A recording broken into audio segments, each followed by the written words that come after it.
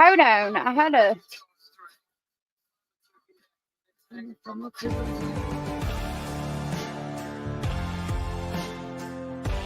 This is a true crime discussions channel. We speculate. This is all just speculation. Because it's true crime, it's for mature audiences only. There will be no children allowed, no exceptions. Everything on this channel falls under fair use. Please remember to like, comment, subscribe, and share. It's free. Now, I put a missing children's video in here, and it did not upload. That's what I had, but it's not uploaded yet, so I guess we'll get it tomorrow. Hold on just a minute.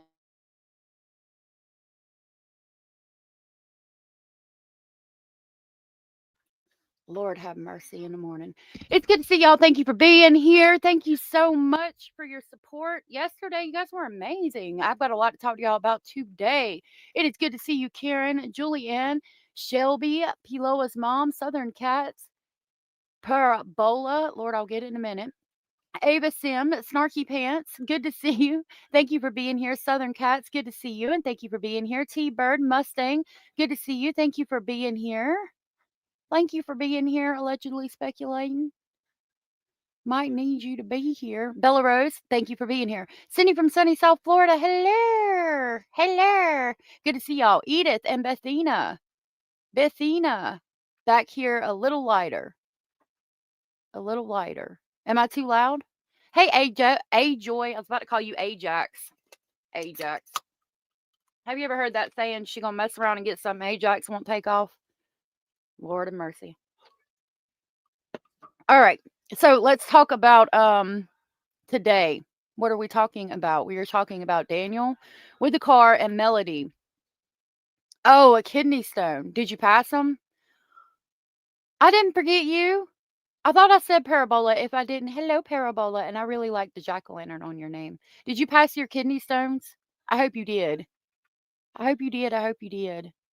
Okay. Oh, I want to do Daniel, what the RCMP said first. So I need to pull that up. I've got a video uploading too. Pretty interesting. I had to, like, an hour of it was redacted. So I cut that out. But it's going to be something pretty interesting to talk about, I think, anyway. Yeah, video can't be monetized. So, where did I send it? Lordy have mercy. Did I not send it to myself? I got that one. Heck no. Okay, hold on just a minute. I do not have it together, y'all. I've been doing too daggone much, trying to get too much done at one damn time. Hold on, let me get this article I want to talk to y'all about real quick.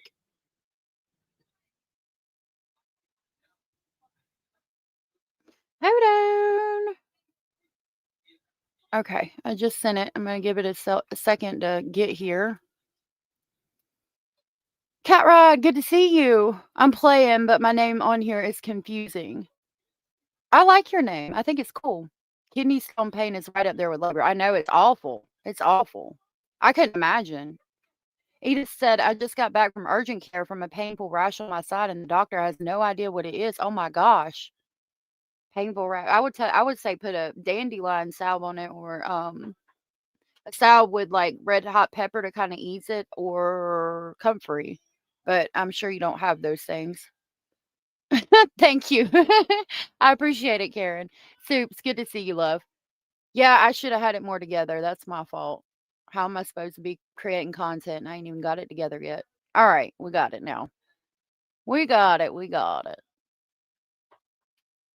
I would like to leave my email now. Thank you.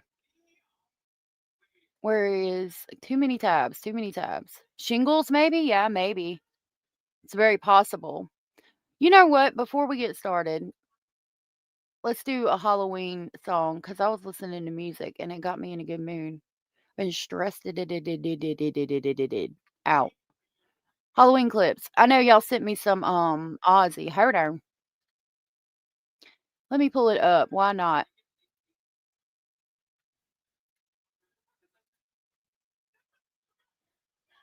Where is it? We'll do the Aussie one today.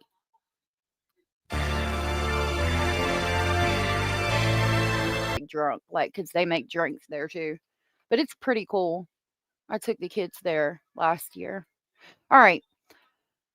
That was cool. I really enjoyed it. Let me put myself back up here so I'm not all the way gone. We're going to talk about Daniel and this article that Abella sent me yesterday. She is on top of this case, and I greatly appreciate it. So, a lot of people, if you did not know, one in particular got a little bit upset. If Mark is here, I need to tell him something.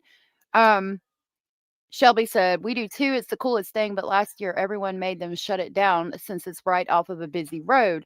So this year, they are moving it." That's cool, though. I mean, I think that stuff is really cool that they let the kids walk through there and like ask for donate. Like, I really enjoy that type of thing. I think it's a great idea to just ask for donations for things like that and then donate it. I really support stuff like that. Absolutely. Cindy said, "I have shingles right now.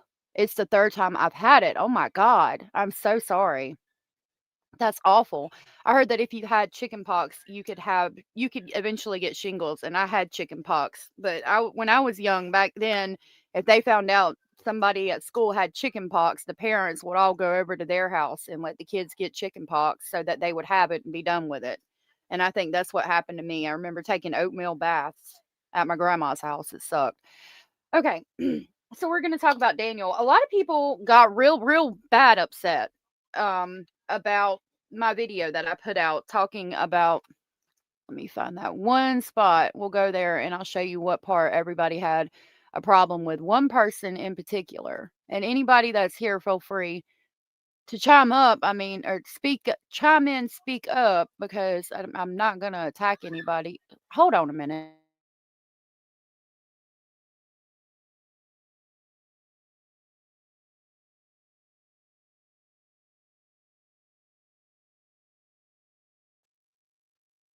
Lord have mercy. Chicken pox parties, you remember it? Cindy said, "Yes, that's how they did when kids were young too, with the pox." Yep. Mm-hmm. You have scars from your chicken pox? Oh my goodness. Shelby said, "I strive to be in a financial spot in life to be able to do the big Christmas decorations." You and me both. You and me both. I would love to do it. I'm hoping that like maybe by the time I have grandchildren, I can, go all out and spend all the money and buy them all the toys and the candy and do all of the things. Hey, Abellis, thank you for sending me the article that you sent me and staying on top of the Jack and Lilly Sullivan case for me and with me. So I want to take you back to this video for just a moment in time, and I want to talk to y'all about it. A lot of people had an issue with this article, specifically one part.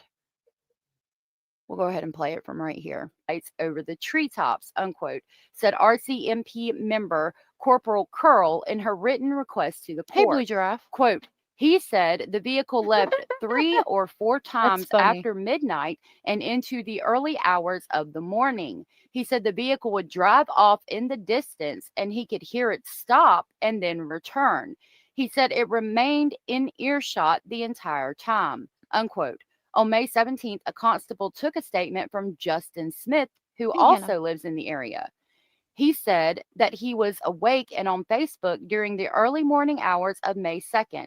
Around 1:30 a.m., he heard a car on Highway 289 turn around by the railroad tracks near the area of Gerlach Road and Lansdowne Station Road. The intersection is near the home where the children went missing. Quote, it made noise, then went quiet.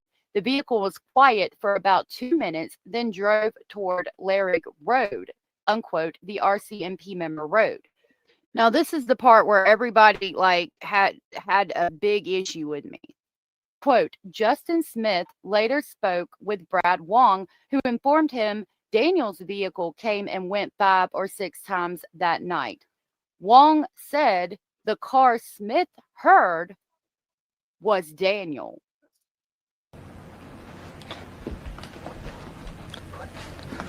What the fuck is going on here? I cannot. Okay. So I got accused of defamatory statements and distributing misinformation and all of the daggum things. I don't know how it was misunderstood that that's not me saying that. Obviously, I wasn't there. I didn't see. I have no idea what Daniel's car sounds like when it drives. From my understanding, Daniel's car doesn't drive, but that's beside the point. a lot of people were on my ass about that, and I tried to, explain because I thought it was clear, to me anyway, that that's what the neighbors were saying. Like the section of the article says Justin Smith later spoke with Brad Wong, who informed him Daniel's vehicle came and went 5 or 6 times that night. Wong said the car Smith heard was Daniel. Like, that's Wong speaking. Okay. So, everybody, we've been talking about it in the comment section. To those I offended by reading this article, I mean, I do apologize. My suggestion would be, again, to get with the CBC. But nonetheless, the RCMP came out with this article that Abella sent me yesterday and said Nova Scotia RCMP dispute witness accounts in missing children's case. Now, I went over to a channel and they were talking about the neighbors specifically. This channel had a lot more information than I did because, as you know, I follow a lot of cases and I do the best I can. But this person in particular, and I'm going to get their channel and drop their link. They have like the court documents. Oh my gosh. They have court documents. That guy that I don't much care for is in the chat over there. It's the Drunk Turkey Show, and I went over there on this one, and I sent a super chat, and he was talking about how Wong had gotten in trouble like with the law, and had stolen some things, and maybe might not be the best witness. I wanted some verification of that, and he pulled up an article from Chronicles, or I think the initials were CT, but I can't remember off the top of my head. And so he's got more information on that if you guys want to check that out. Evidently, Wong is the kind of sketchy person and has like some kind of criminal past. And they say that there's no way that Wong could have seen the headlights over the trees. I think it's entirely possible, having lived in mountainous regions out in the country, you can see headlights from pretty far away. But that's just my opinion. I'm not there. I don't know. I didn't see. I also talked to Gerwood in that chat, and I said, hey, if you don't mind me asking, trying to be polite as possible, I said, if you don't mind me asking, can you tell me why you think that the tribe, the Mi'kmaq tribe, that Malaya is cousins with the chief. Like, he's the one that said that he thought the kids could be there, was my understanding. And I said, if you don't mind me asking, can you tell me why you think that the kids are on the reservation? Why you think that the chief would risk the whole tribe for hiding children that didn't necessarily need to be hidden? And he responded back and he said, I don't think the children are on the reservation, but I think they know where they're at, which made more sense to me. And it made me say, okay, well, I get that. I understand that. So he seemed to be trolling somebody in chat. But other than that, I don't think I have as much of an issue with him in particular as much as I did before I actually spoke to him, as I feel better about that person in general now that I've actually spoken to him.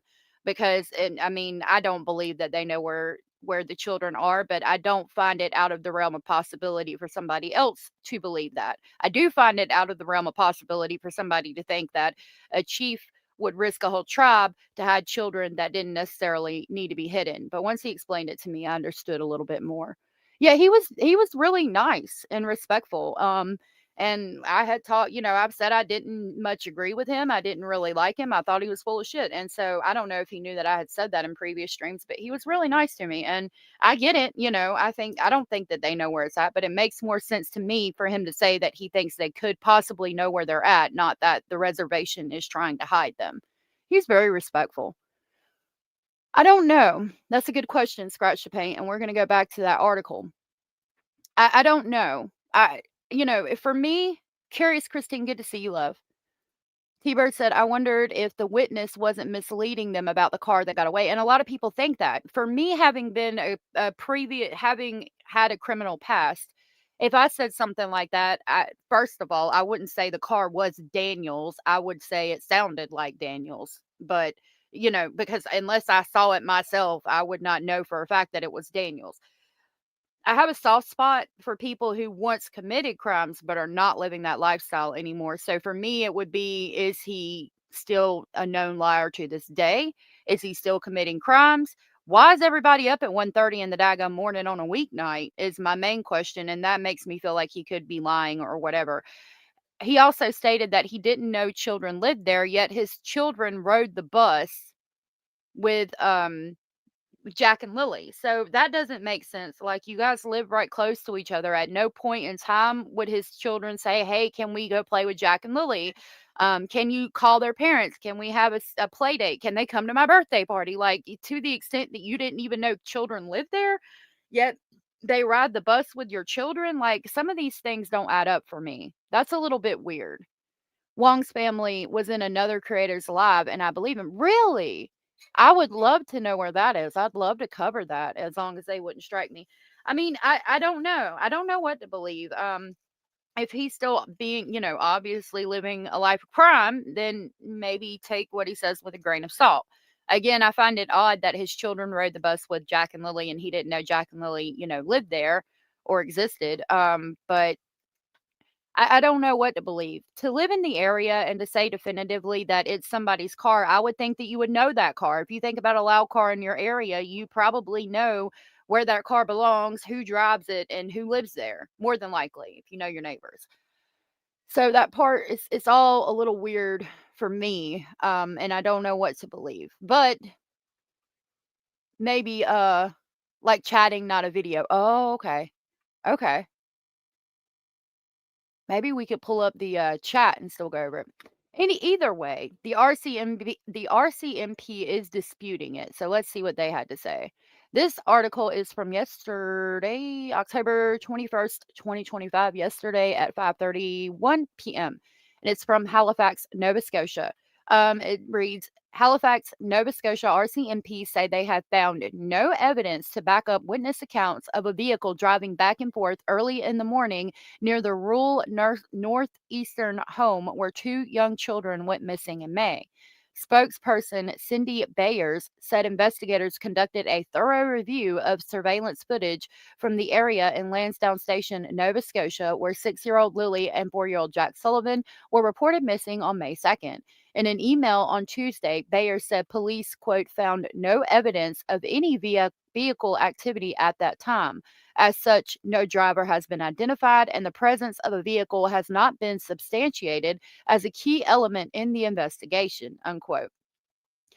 So, if we go back to talking about the trail cam footage and all of the camera footage that they got from the area 2 weeks later, which was concerning in itself that they waited that long, do they have surveillance video from that night, and can they definitively say that there was no vehicles there? I'm going to assume that they did get footage because in other articles we've read that there's at least hundreds, if not thousands of hours of video footage. So that would make me think they collected video footage from days before, like they've said in other articles, even days when Jack and Lily were known to be at school, until several days after to see if anybody suspicious was in the area.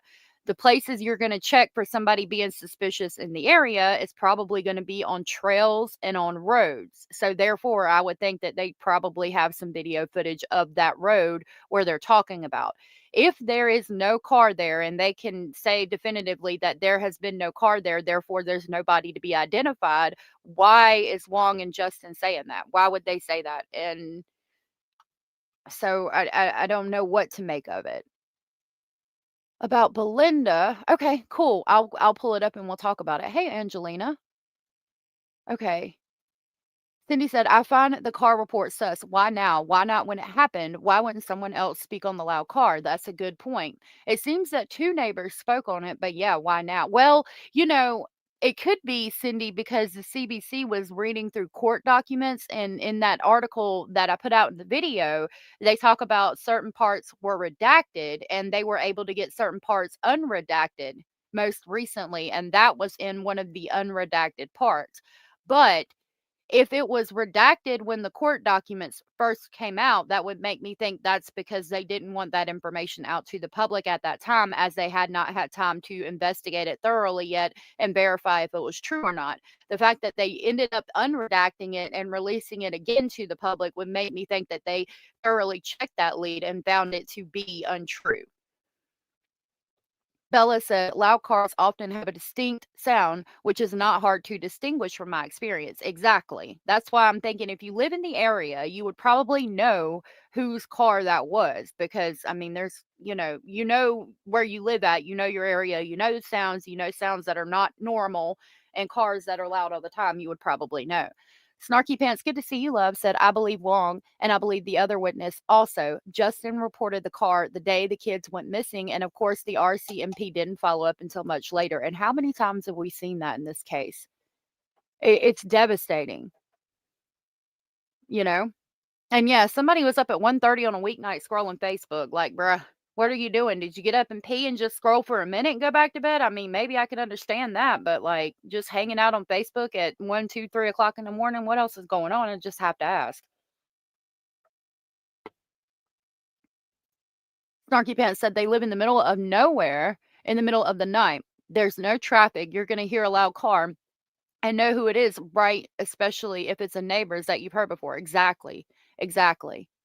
Shelby said, I'm pretty sure it was reported earlier. I've definitely heard of it at the beginning too, and I think it was in the documents, but the names were redacted. Yep.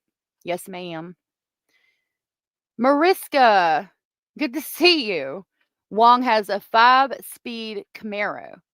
That's interesting. Evidently, he was in some chats talking, from what I've heard. Hey, Abraham and Stephanie. Hello. Good to see you. T-Bird said, I saw an interview where he says the entire family was caught on video the night before at approximately 10 p.m. That means at least one of those car noises are true. If Daniel's car was broken down and Malaya's car is the only one that was being used, I've never heard of Malaya's car being loud. But again, the RCMP is saying that it's not true now in this article that we're reading. Remember that the houses are quite far apart. It's rural. Yeah, the way I'll have to see if I can pull it up on Google Maps, but the Drunk Turkey Show, which I just dropped the link for, he showed where Wong's house, I think, is supposed to be, as long as I'm not misunderstanding. And it seems like his house is like directly across the road, kind of on the other side of Jack and Lily's house, like up over some trees, like up at a incline where he would possibly be able to see down over, like kind of into headlights anyway, if the brights were on.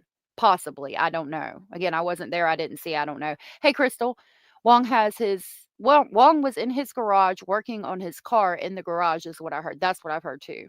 Smith was the man that closed down the park when the kids went missing that morning. That is very suspicious. It's interesting that you talk about that park, because the only other time I've heard about that park is when they talk about on the dispatch audio that I have. They talk about a car being at a park that was closed down that morning, and the car turns around and leaves, and they check that car, and the person driving it, I think it was it was a SUV, like 3-letter car, RBX or something car. It's in the dispatch audio. I'd have to hear it again. But that was always very suspicious to me, because I was like, why was a car at a closed down park? But if the park is normally open and then it was closed, that would make sense. But I remember reading somewhere too that park had been closed down for years. So I don't know. Very interesting. Thank you for the information. Julie Ann said, I'm on Facebook and YouTube at 2 or 3 in the morning. That's how I watch your evening lives. Well, thank you for that. I appreciate it. Some people just have insomnia, and I get that. It's just, I don't know. Do they have jobs? If they didn't have jobs, maybe I would, or if they work night shift, I don't know. One of our neighbors always has the music blaring, and I always think I'm going to call the police because it shakes my house. Oh my gosh. That's got to be horrible. Hey, Paloas. Good to see you.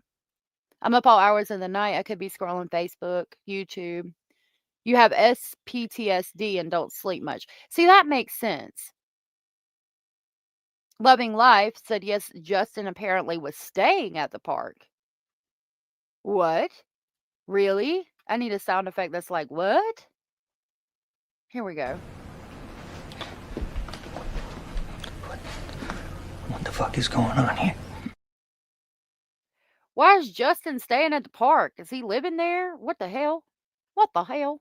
Snarky Pants said, who really knows if the car was broken down? He says all kinds of nonsense. He changes his narrative to fit his own agenda. Kalisa said, I'm an insomniac. I could be up for hours in the middle of the night. Okay, so maybe it's more normal than I thought. I don't know. My butt's asleep at like 10 o'clock. Maybe is when he, in my opinion, took the blanket and planted it later. Interesting. I heard that blanket was used to block drafts from under the door.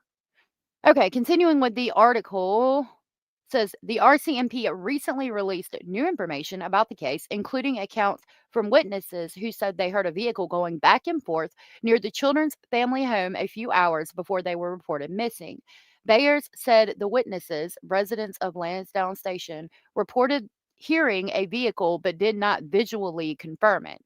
The witness accounts were included in documents to the Canadian press and other media outlets that the Mounties filed in court earlier this year to obtain search warrants for phone records, banking records, and videos related to the case.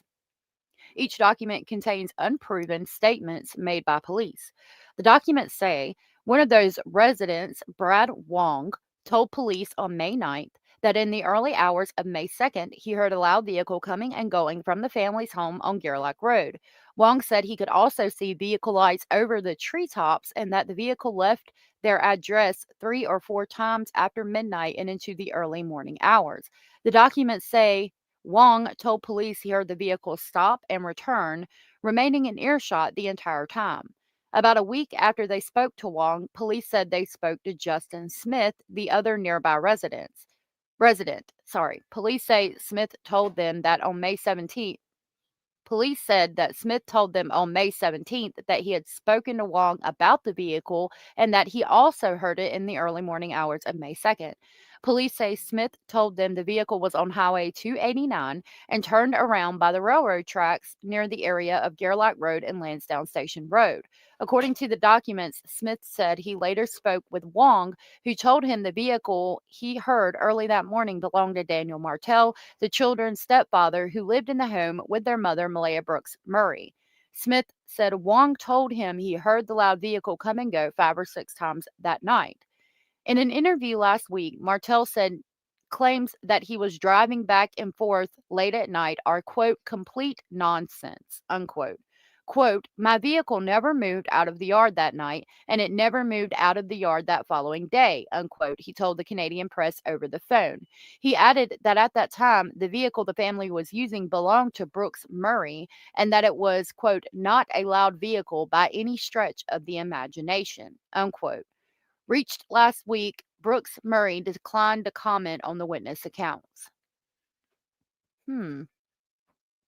So we've heard him say that his vehicle was broken down and that Malaya Brooks Murray was the only vehicle being used at the time. So, there's, I mean, he could have used the vehicle that night and then, made it break down the next day. But again, like I said before, I would think if that's true, that the police would have been able to tell that there was fresh tire marks to the place wherever his vehicle was parked at or positioned, where you could tell that, the vehicle had recently been driven, even though it was claimed to be broken down or might be broken down the day the kids go missing. So that was kind of, I don't think the police would have missed something like that, fresh marking in the driveway or the grass or whatever leading up to where it was parked to make them question things. I doubt they would have missed that. Wong and Justin are not the most upstanding citizens. Lord. Wong and Justin are not the most upstanding citizens, it seems, but witnesses in the middle of the night rarely are. And you got a great point about that. I absolutely agree. Cindy from sunny South Florida said, please hit the thumbs up. And yes, please hit the thumbs up. I greatly appreciate it. Someone from the area said he was staying there at the park and was out at 9 waiting for a drive to work. He was staying there. Apparently, his wife left him. So, I mean, I don't know. That's weird to me. Nonetheless, I would think, would he not go to some kind of like homeless shelter or something to that effect if his wife left him? But if he's waiting in that specific area to get a ride to work and it's a rural area, I could possibly see it. It's still weird nonetheless. Anita said the reason I'm up around 3 a.m. on some nights is that's when I'm online to watch WWE show, and I chatted up with my sister who lives in Virginia. I live on the other side of the world. That's super cool. Definitely a good reason to be up in the middle of the night. Smith's girlfriend may have kicked him out. That's a stressor for someone who is unstable, which would equal motive. Now we need means and opportunity. Motive, though, to hurt children, why? What do you think would be the motive to hurt the children or traffic them or whatever possibilities are as to what happened? I know that Daniel, you're talking about the neighbor. I know Daniel and Malaya were fighting, but to me, it seems like if you're fighting about money, getting rid of the children would be the last thing to do because the children are bringing some kind of income in. Why would two people lie about the same thing? Well, the article did say that they had spoken to each other before the police actually got there. Maybe because they didn't like Daniel, maybe Daniel owed them some money, but it's a great question. It doesn't, there would have to be some kind of reason for them to lie. My biggest telescope has a 12-inch diameter mirror. That's super cool. I like telescopes. On Nishi, someone she knew went and drove that road, and it's possible to see lights because the road goes up and down. It's not flat. It's not always the same elevation. I believe that you could see lights over those treetops. I genuinely do. I don't know. I'm sorry, I deal with pain issues too, but astronomy is really cool. It is. I like that stuff. They're drinking buddies, and I don't know what else they have in common. Usually, drinking buddies are good. I mean, would drink and talk about bullshit. Who was the last person to see Jack and Lilly before all this happened? They were last seen on camera at the Dollarama May 1st, the day before it was the day before they went missing. Now, to hear Malaya and Daniel tell it, I think they both say the other one saw them that morning, specifically Lily poking her head in and out of the bedroom, and they heard Jack in the kitchen playing. But if you listen to the dispatch audio, the last time they were laid eyes on was at 8 a.m., and the call doesn't take place until 9:40 or closer to 10. But to me, I mean, again, that's normal. If you're up all night with a child that's sleeping, I would think you would get up and get the kids breakfast. I don't want to say normal. I think you would get the kids up and get them breakfast or whatever, but to lay down and keep an eye on your children while you're trying to get some rest doesn't seem out of the realm of possibility. My bottom line is the three adults on the property when these children supposedly disappeared cannot get their story straight. They all contradict each other in one way or another. That is suspicious, in my opinion. It is suspicious, and you are right. How did they pass the lie detector test? Daniel was aware the neighbors were saying they didn't know the kids lived there and that there was a party at the house on Wednesday, that it was a drug house, and this story of the houses. That is Smith that said that there was a drug party there the the Facebook comment from anonymous poster that says they live 500 feet from me. I can't. I've got it on my thing. I'd have to search. I've got the screenshot of it, but something to that effect. It made me feel like whoever wrote it didn't actually live there because they were trying too hard by throwing in the word a. You know what I mean? Like that sounds like somebody from the States trying to sound Canadian by being like they live 500 feet from me. I think the car was Janie because she was raking the driveway. You think that Janie was raking the driveway and they thought it was a car? I heard it was Smith that made the post as well. Yeah, it wouldn't surprise me to learn that it was. He was stressed and it caused him to do something nefarious. Usually, a person who is already unstable, a stressor will cause them to break from reality and do something insane. But why target the children? Why would he target the children? Why not target the ex-wife or somebody like that? Like, why target Jack and Lilly? I really think that's cool. I'm trying to get okay, I think we're about down to the bottom. Maybe they lied because Daniel brought heat to the area and messed up their own illegal behavior. That's a good possibility. That's a good thought process. That I've heard that there was hostilities or something to that. When when Daniel is in that interview where he talks about taking the lie detector test, he said that he knows who made that rumor up, and they made that rumor up to take heat off of themselves. But again, why? Why was there heat on them to begin with? Why would they make up a rumor to take heat off of themselves? Are the police looking at them specifically? Lordy have mercy. I sent this other article I have from Belinda, and it didn't come through. Hold on. I don't know what is going on today when I try to send daggum articles.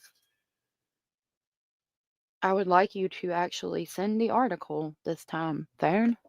I don't know that he did anything weird. He was at the camp, made the post. He claimed he knew the family well, but did not know kids lived there. He was there Friday, Saturday, Sunday searching. Yeah. All I need is Jesus said, who goes to bed at 10 p.m. and needs more sleep at 9 to 10 a.m. with a 18-month-old baby? Anyone else's baby sleep that long overnight? Well, I mean, they could have got up throughout the night with the baby, but I don't know. It's interesting. All I need is Jesus, and it's good to see you because Malaya says that Daniel didn't come to bed that night. He said he was going to clean up the kitchen and then never did, while Daniel claims to have gone to bed early. Snarky said, in my opinion, the substances made Daniel unstable, and he was very upset and unhappy about Malaya leaving him, so he hurt her children to hurt her. I don't know how. I mean, it's a theory. It's a theory. Oh, I got it. I think it's coming through now. Hey, Heather Ann. Maybe he thought if a tragedy happened to the kids, Malaya wouldn't leave him, like she'd need him for support. Good theories. I think that makes more sense than somebody that doesn't know the kids at all taking them. Not saying it's impossible. I just don't know what the motive would be other than he's stressed out. Up all night drinking on the coke for days, wasn't in his right mind. And that's a possible theory too. Like up all day and then seeing kids out in the yard and just goes on a rampage. But I would think again, if you're up all night and you're drunk and you're on the cocaine, you would probably fuck up at some point and be found out. Like leave some kind of clue, be on video camera, something. Like whatever happens seems very calculated and thought out and planned because again, they're not on camera footage or anything. I don't know, man. I'm gonna pull up this other article now that I've got it. I don't know, but I hope that I hope they figure it out and I hope they find them. Belinda looks a lot different in this photo. This was October 22nd, today, a couple hours ago. Quote, I'll never stop speaking out. Grandmother of missing Nova Scotia children seeks answers and accountability. Thank you, Abellis, for sending me this. From her quiet home in Upper Masquadabat, Nova Scotia, Belinda Gray remembers the hour-long drive north towards Lansdowne Station, the stretch of winding road she once took often, passing fields and forests. In the last year, she drove past a weathered house along that route, unaware it's where her grandchildren, 6-year-old Lilly and 4-year-old Jack Sullivan, lived. It wasn't until she went to the home for the first time, the day she learned the siblings were missing, that it became a place she would never forget. Quote, when I finally got there, I saw for myself. I thought, how could the kids live here? Unquote. You know what's interesting to me that I've never been able to make sense of either is that somebody took two children, especially one that's autistic and screams all the time. That's why I've always thought maybe they're in those woods. But if they were, Janie said she didn't hear Lily that morning going, come on, Jackie, like she always did. Why didn't you hear that?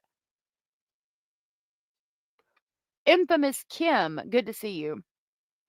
From South Africa. So much lies and bullshit. Somebody's lying their ass off, and they need to be found out. Hold on.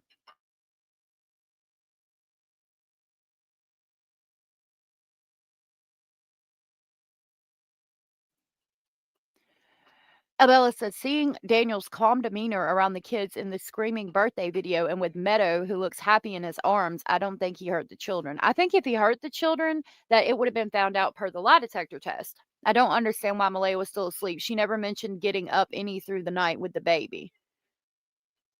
Yeah, and maybe she was depressed, because they were fighting and stuff. Being depressed makes you sleep more. I don't know.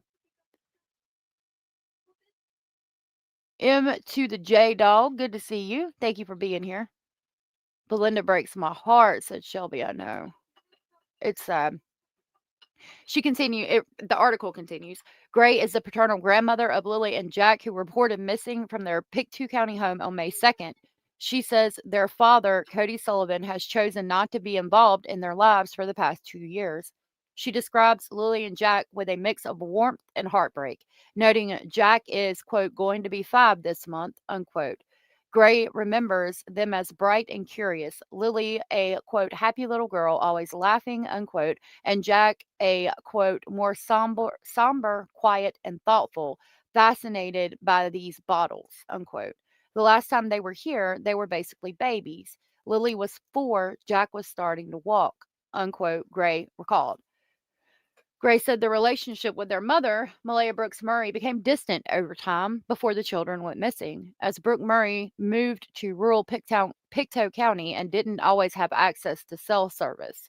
A few weeks before the children disappeared, Gray said Brooks Murray called her, cheerful and apologetic for being late with getting in touch. Quote, she said she thought she'd be bringing the kids by for a visit. The call, Gray says, was in March, but the visit never happened. I wonder why. Like I've heard accounts of Daniel being somewhat controlling, and I wonder if that's why. Daniel's brother. That's another thing, Connie, and thank you, Karen. Thank you for pointing that out. Nobody talks about Daniel's brother. Daniel's brother was living with Janie in there in the trailer in the beginning, and was there the first day of the searching when the police were called out. He was there. We saw him on the four-wheeler with the clean boots, and I can pull that picture up if anybody needs to see it. I'll have to dig through all of the thousands of files, but I'll find it if we need to. Why does nobody talk about him? We hear only that Daniel, Malaya, the kids, and Janie lived there. What about the brother that lived there until the kids went missing and is now just gone off the face of the earth? That's really sus to me. Has he taken a lie detector test? What do we know about him? I don't think he hurt the kids either. In my opinion, both parents let the kids alone way longer than they should have, and they got picked up at the bus stop. Kids would go with anyone, could have offered snacks. I think that's a possibility too. We heard about the RCMP put out in the article that there was a woman standing outside of a gold sedan, and there was 2 kids walking along the side of the road wearing that looked like Jack and Lilly, except they could have been a little bit older, but the person was just judging by, what they look, how old the children looked. She didn't actually know how old they were, and the children were in different clothes than what Jack and Lilly were last to be described as wearing. But I mean, in the morning, the kids could have changed clothes. Jack was last known to be in a pull up that was dirty. Like they could have got different clothes on and decided they were going for a walk. It's weird to me that we've got a woman standing outside of a gold sedan appearing to coax children into a vehicle with her, and children are walking alongside of the road. Like that does not make sense at all whatsoever. Like, what are they, your kids? You let them out of the car to walk on the side of the road? That don't make no damn sense. Why was she coaxing children into the vehicle? I think that you're onto something with that. I think the stepdad did it, and the mom knows what happened. If that, see, and I respect everybody's opinion. If that was true, I would think they wouldn't have passed the lie detector test. But the lie detector,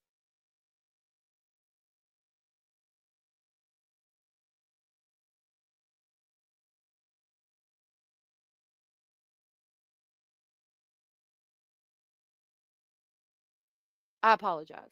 It, to be fair, with the lie detector test, they only ask questions about the children being deceased. We all have theories, and they may not be true, even if we are in the minority. Some people attack on other lives, so it's hard to feel safe and valid. I do not want. I go out of my way to try not to attack people. I do sincerely try. Sometimes I get aggravated, and I might attack somebody a little bit, but not usually, because I'm very much about everybody's thoughts, opinions, and speculations. We do not know what happened. Therefore, what anybody is saying in the chat right now could actually be what happened. We just don't know. AJ said, I don't think Justin still lived there when the kids disappeared. They always say the 3 adults on the property. I think they would mention 4 adults if Justin lived there. So Justin is that brother's name. I know he had a couple of brothers, and one of them I had the criminal record on. Something about his wife. They got in an argument. It didn't seem like anything that would make me think he would hurt children necessarily. It seemed like, an argument between a boyfriend or girlfriend or husband and wife. Nothing nefarious in my opinion, but that was way back in the beginning of the investigation. I don't remember exactly what it said. It's on a lab out there somewhere. Anita said, what if the mom of the kids did something to the kids? Maybe Daniel loved the kids despite his habits. Girlfriend did something to the kids as a way of getting back at Daniel, as if to say, you break my heart, I'll break yours. If that were the case, I would think she would have done it to Meadow. But anything's possible. So many red flags in the story, and the worst one are when Daniel smirks and shows delight in his interviews like he's enjoying himself. Red flags. Could it be a nervous smile? A lot of people say that. It could be something nefarious or it could be a nervous smile. We were just listening to Michelle Martin's very weird and awkwardly laugh about talking about her daughter being SA decapitated and set on fire. Malaya Brooks told her family Justin was living in the RV with Janie when they weren't there. Yeah. I'm only attacked if I'm attacked. I only attack if I'm attacked. I hope nobody attacks you, love. If someone sees small children walking along the side of the road, they would likely want to help them. And you're exactly right. But why weren't the police called? If she was trying to help them, why didn't she get them in the car and then call the police and say, look, these children were walking on the side of the road. I don't know what to do. I don't want them to get hit by a car, but I wanted them to get out of the road. So, I got them in the car, but no police call was made. Nobody said shit about that day. I feel safe here and I love the ideas here. Well, thank you, Mariska. I appreciate you being here. He seems autistic as well. You talking about Daniel? Not sure why attacking one another is being brought up, but attacking each other here will not be tolerated. If you don't like someone's opinion, please move on. Exactly. Thank you. Yeah, Michelle, I don't know. She was lying. That was a whole freaking thing. Michelle Martin, aka Giggles. Exactly. Well, full out. Well, full out laugh when I'm anxious or nervous. I've done this in the most inappropriate times. I have too. And that could be what it is, or it could be something nefarious, we just don't know. Continuing with the article, Gray says she joined the search effort in Lansdowne Station shortly after the children were reported missing, walking trails and creeks near the home. Quote, we followed the paths, the brooks, the train tracks, she said, but after the second day, I knew something wasn't right. According to Gray, Brooks Murray told her the last time she saw the children was Thursday night. After Brooks Murray left Pictou County, Gray says her relationship with the children's mother declined. Oh, okay. So she's saying when she went on the reservation, I was like, wait a minute now. Belinda doesn't live in Pictou County. But I guess she's talking about when Malaya went to the reservation, their relationship declined. Quote, she stopped contacting us, Gray said. I tried calling her, I text, I even checked Facebook, but she had blocked me. Unquote. Now, months later, Gray says she wants accountability and answers. Why would she do that? Like, if Belinda was actively well, I don't want to say actively, Cody hadn't seen the kids in 3 years. Belinda depended on Malaya to bring the kids by. Malaya had been living with Daniel for 3 years, I do believe, off the top of my head. And Belinda didn't know that the children lived in that house that she passed by all the time. So their relationship, I guess, wasn't that great to begin with. But why would she then go and block her on Facebook and not even talk to her at all? Unless she had sent some, threatening text messages. Princess Pillow, good to see you. I recently got out of a DV situation. I think Daniel and his entire family are controlling. I don't know what happened, but Malaya needed to get her kids out before whatever it was. And I could see that, but I don't think that she would take the children and do something with them because there was no reason for her to do that, as she had full custody of them. Daniel had no ties to those children. If Meadow was missing, God forbid, I would believe more so that Malaya might have done something and that maybe the people on the reservation knew where the children were or something like that, like Garwood thinks. But I don't, because there's no reason for Malaya to hide the children or anything like that, because Daniel can't take the kids from her. They're not, he has no rights to them. He does to Meadow, but not them. I used to smile when nervous, but never full of laughter. I've smiled, but I haven't laughed. Yeah. I do that still sometimes. I reported a tip to the RCMP, but haven't heard anything back on the P3 app, and so I'm assuming my tip was wrong. Well, not necessarily. I don't They probably wouldn't get back to anybody because number 1, there is a lot of tips, and number 2, they don't want information getting out that they don't want out, you know? I sometimes smile when nervous, and I'm trying to not to, but it just happens. Yeah. We can only speculate why grandma couldn't do the polygraph. I'm on multiple meds that mean I couldn't yeah. She I genuinely think it's because she's so anxious and like jumpy and all over the place that she couldn't do the polygraph. I genuinely do. Now, does she know something more? I don't know. She's a very animated woman, and I think that would definitely interfere with polygraph. It's gotten better throughout the years. It's full on resting bitch face. My ex-sister-in-law committed the homicide of her baby daddy. Oh my god, Parabola. Did they question it? Like, did that just happen? Or are you talking about previously and did they question it? Are you relating it to this? I'm sorry that happened to you. That's horrible. Malaya's mom called CPS to have that baby taken away from her. So then why would she go to mom? You know what I mean? That's interesting. I didn't know that. They were texting each other. That's how she notified Belinda. The falling out occurred right after Sunny was texting Malaya. That was unfortunate as the lives came in between Malaya and Belinda, in my opinion. Wait a minute. Sonny is the her mother's boyfriend, right? So you're telling me that Malaya and Belinda were talking, which Belinda is the kid's grandma on Cody's side, which is the ex baby daddy. And then Malaya stopped talking to Belinda because Sonny, her mom's boyfriend, was texting her. I'm not quite sure I'm following you. Miss Mac, nice to meet you and thank you for being here. I don't think Daniel is the brightest young man. I also feel that ultimately the children's mother is responsible for them. She had custody of them and their safety was in her hands. At the end of the day, you're absolutely right.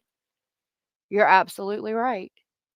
No, I don't think she did take the children anywhere. Something happened due to the DV in the home. Malaya should have removed them from that situation before it got to that point. It's a possibility, Princess Pillow. But if that was the case, then how did Daniel pass the lie detector test? Because they asked questions specifically related to the homicide of Jack and Lilly Sullivan. So if they were deceased, how would he pass the lie detector test even though they were deceased? I know serial killers have. Sonny from a criming show. Oh, yeah. Let me look. And I know you were in that live where I was at and I was asking questions. And hopefully Mark will catch this on the replay or hear this. I was so weird in that live I went into that night. I was acting weird and shit. There's creators that will be nice to me one day and like hate me the next. And I have no idea why. I don't know if I say shit that pisses them off or ask questions that upset them, but that girl on It's a Crime and Shame don't like me for some reason. I don't know why. Again, it's beyond me. I've never done any. I went in her chat one time and asked 2 questions. So I don't know why, but I was acting weird in the Drunk Turkeys chat because I was like, I didn't know how he did things. And I thought that he was ignoring me too. And so I was like, oh, he might not like me. Because some people just don't like me for no apparent reason at all. Either anyway, and I wanted to tell him that I need to email him and be like, look, man, I wasn't trying to be weird. I just was not used to how you do things because I was the first time I've been there. And I didn't mean to be weird. It's just people don't like me for some reason, and I have no idea why. She don't like me. I don't know why.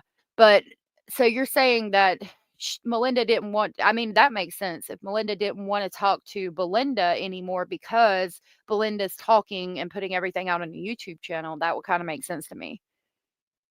Hey, Little Red. Oh, okay. You're good. She doesn't like you either. I don't know why. Like, why? It's weird. If Jack had a dirty diaper, why would she not change him? It's a good question. Also, if Jack had a dirty diaper, how did that dirty diaper stay on and not come off and the dogs not find it? You know, always watched Crime and Shame, but it's too vile and demeaning towards Janie and Daniel. I could see that. Where are the kids? I mean, this is getting ridiculous. 2 kids, not 1, 2 parents supervising. I don't get it. I agree. Yeah, I need to email him and let him know that because, like, I was kinda weird, and it's just because people will, like, not like me for no apparent reason. Like, if you don't like me, tell me why. I don't know, it's not that hard to me. Anyway, let's get back to this article. Okay, now months later, Grace says she wants accountability and answers. She is pursuing guardianship over her grandchildren's records, a step she hopes will allow her to access files from Child Protection Services and their school to understand what led up to the days before they went missing. Quote, I want to see what CPS had, the school had. I want to know who's to blame here, unquote, she said. She believes an Amber Alert should have been issued immediately. Quote, I do believe an Amber Alert should have been done right off the bat.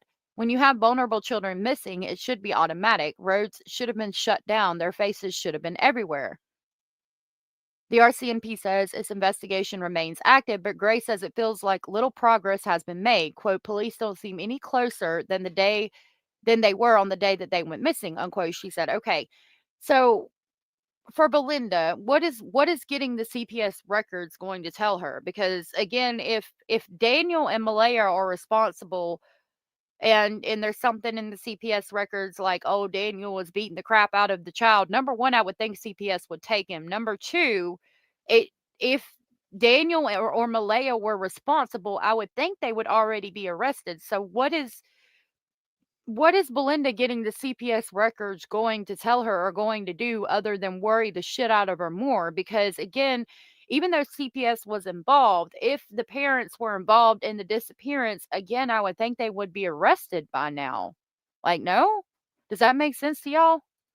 A lot of them ignore me, and it's fine. I don't do true crime, not in competition with anyone for an audience. I feel there are creators who care, and there are others. I'm with you on that 100%. Yeah, it doesn't have to be a competition, in my opinion, because YouTube is big enough for everybody, and everybody can go and talk differently and freely and get other people's thoughts, opinions, and speculations, and that's what it's all about. Don't nobody have to be in competition with nobody. I can't stand that shit. I'm getting aggravated just talking about, like, I can't stand people like that. Like, why? Ugh. They have access to records and things that I don't, which I find interesting, and I like to go check out their channels because they have access to those records that I don't. Right? Exactly. Abraham. Oh, I hope not. I don't like mean girls. Absolutely not. And thank you for coming in, Mrs. Mack. You agree with Belinda. So what do you think? What do you think that the CPS records would tell her? That like the, you do you I think getting the CPS records is gonna, excuse my language, I think it's gonna fuck with her because she's gonna see the CPS records, and I'm sure that there's some bad things in those records, and it's gonna upset her to know some of the things that went on in that house. But at the end of the day, if it was related to their disappearance, do you not think the RCMP would have arrested them by now? You know what I mean? I think it's not gonna help. I think it's gonna fuck with her. I don't necessarily think Daniel, who did anything either. Both parents could have been violent towards each other and it led to an accident. They could have been neglectful. And do you think they could still pass a polygraph, Princess Pillow, if that were the case, that asked specific questions about them being deceased? There's enough of an audience for everyone to flourish and have a good time. Exactly, Abraham. Yes, they're lost. You are awesome. You are all awesome. You are all awesome and amazing. And thank you for sharing your thoughts, opinions, and speculations here. I greatly appreciate it. And yeah, I'll take this moment to ask you to twinkle, twinkle, baby, and hit the thumbs up.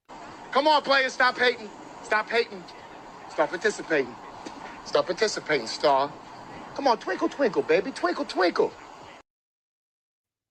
That was me in my days of crime. Admonished. Julianne said, the second you raise your voice at my children, I'm all up in your face. Right?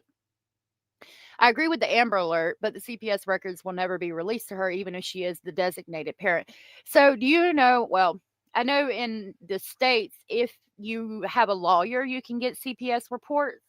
So, she might be able to with a lawyer. But again, I mean, I think if it was related to their disappearance, the RCMP would have made an arrest. I think it won't do anything but fuck with her. Spare time, good to see you. Well, if these children were not handed off, I feel Jack was first and Lilly was collateral. Yeah.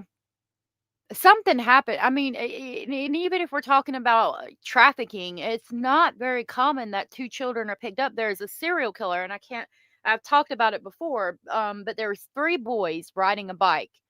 And this man pulled up behind them in a vehicle and pulled out a firearm and told them to all down and lay in the ditch. And he took one, and the other two ran home and told their parents. I mean, it's not very common that they would take two. Hey, Holly, good to see you. And God forbid, I hope not. I'm awesome and they are not. Well, thank you, Mustang. The classic one. Hello, good to see you. Hello, hello. Okay. Karen said, doesn't matter who we like you or don't like, who likes you or don't like you. We love you and we are what matters. Sorry, I was a bit behind on a phone call. I love you guys too. You guys are amazing. Yes, welcome in everyone. Princess said, polygraph is the biggest question for me. Maybe if they were asked specifically, did you kill the children? They could say no and pass because it was something that happened by accident. Good point. We need to go back to that video and see what was at he said they asked about specifically about the children being deceased, but again, that's Daniel's account. The only thing we get in the court documents from the CBC is that they all passed the polygraph. It doesn't tell us specific questions. Continuing with the article. Still, she checks her phone every morning and hopes for an update or a miracle. There's the newspaper clipping on her video on her refrigerator port cot. I feel so bad for Belinda, I really do. Quote, every morning when I get up, I check my phone to see if anybody's posted anything. If they were found, she said, and then I turn the TV on and check YouTube, and that's all day, up until I go to bed. November 2nd will mark 6 months since Lilly and Jack disappeared, but Gray says she refuses to lose hope. Quote, I'll never stop speaking out. I owe them that, she said. Gray says she plans to organize an independent search next month with a group of volunteers determined to keep looking for Lilly and Jack. I really feel so bad for Belinda.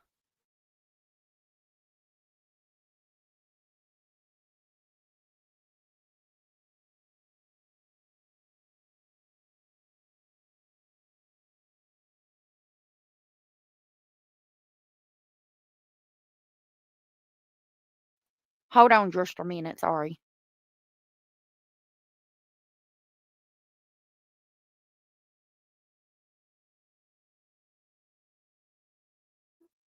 Okay. Angel 11, nice to meet you and good to see you. Abraham said, girl, don't nobody yell at Rocco. I'm the one that does that.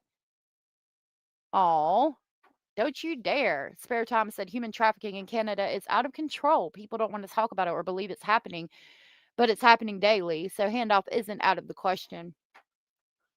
How would you? So that would go back, I would think, more so to the neighbors. I don't think Daniel would have handed the kids off. I would think it'd have to be somebody that's not emotionally attached to the children to hand them off knowing what was gonna happen. And that would go back, I don't know, to the neighbor. I don't understand why Daniel says they're trying to take heat off themselves. Heat for what? Like, what why do we think that they're involved? Julian says most people, even if they killed someone by accident, will feel like they've killed someone. True. I was just hours away from me, so I'm glad they finally found him after so long. Oh no. I do. I feel terrible for Belinda. Hey, Mimi. Good to see you. Even if they didn't commit the homicide of those children, they neglected him. You don't sleep while children that young are awake. I didn't. I had, Lord have mercy. I can't even tell you how many times I had toddlers running around and was up all night with a baby. But I would put the gate up in the living room. Like I would close off the living room and then I would like make a pallet on the floor and lay with the baby on the floor in the living room with the TV on so the kids could watch TV and I would still, I mean, and even that you're not completely asleep, you're like in and out of it. So I'd still be up to get them drinks and thing. I would make sure they were in an area where they couldn't get a hold of anything or hurt themselves and lay down and like let them watch something educational usually. Well, I rested. I hope not. I hope not, Infamous Kim. They had a lady, nasty chihuahuas that attacked by boy Thor. Oh my goodness. Spare time, I spoke to a group of investigators who have a nonprofit in the United States. They search for missing kids and they said it happens every single day. Kids are just snatched up. It does, and it's very unfortunate. Shelly said, I pray for her that the kids are alive and well, but they aren't. If they aren't, I pray she finds out about it soon so she can begin to heal. Yeah, I do. I feel really bad for Belinda. I really do. Poor thing. Yeah, that would go back to the neighbors if we're talking about trafficking, I think. Does every single day. I went into psychosis because I didn't sleep when my baby was a baby, so sleep is important. It is. Search team is called Save in America. They are retired FBI and private investigators. Interesting. Are they they're talking about going up there and doing a search, or I don't know what to think.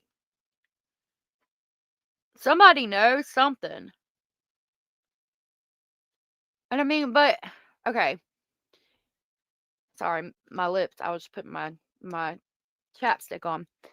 If the neighbors did something, why would they go to the police and be like, "Hey, just so you know, like I heard this car and it was loud and I think it was Daniel's." Like why would they throw themselves out there unless the police went by like just doing a canvass of the neighborhood asking for anything suspicious, which is very likely to have happened, and they were like, "Oh, I didn't see anything suspicious except this. Let me throw shade on Daniel and point the finger right back at him because in reality I've done something."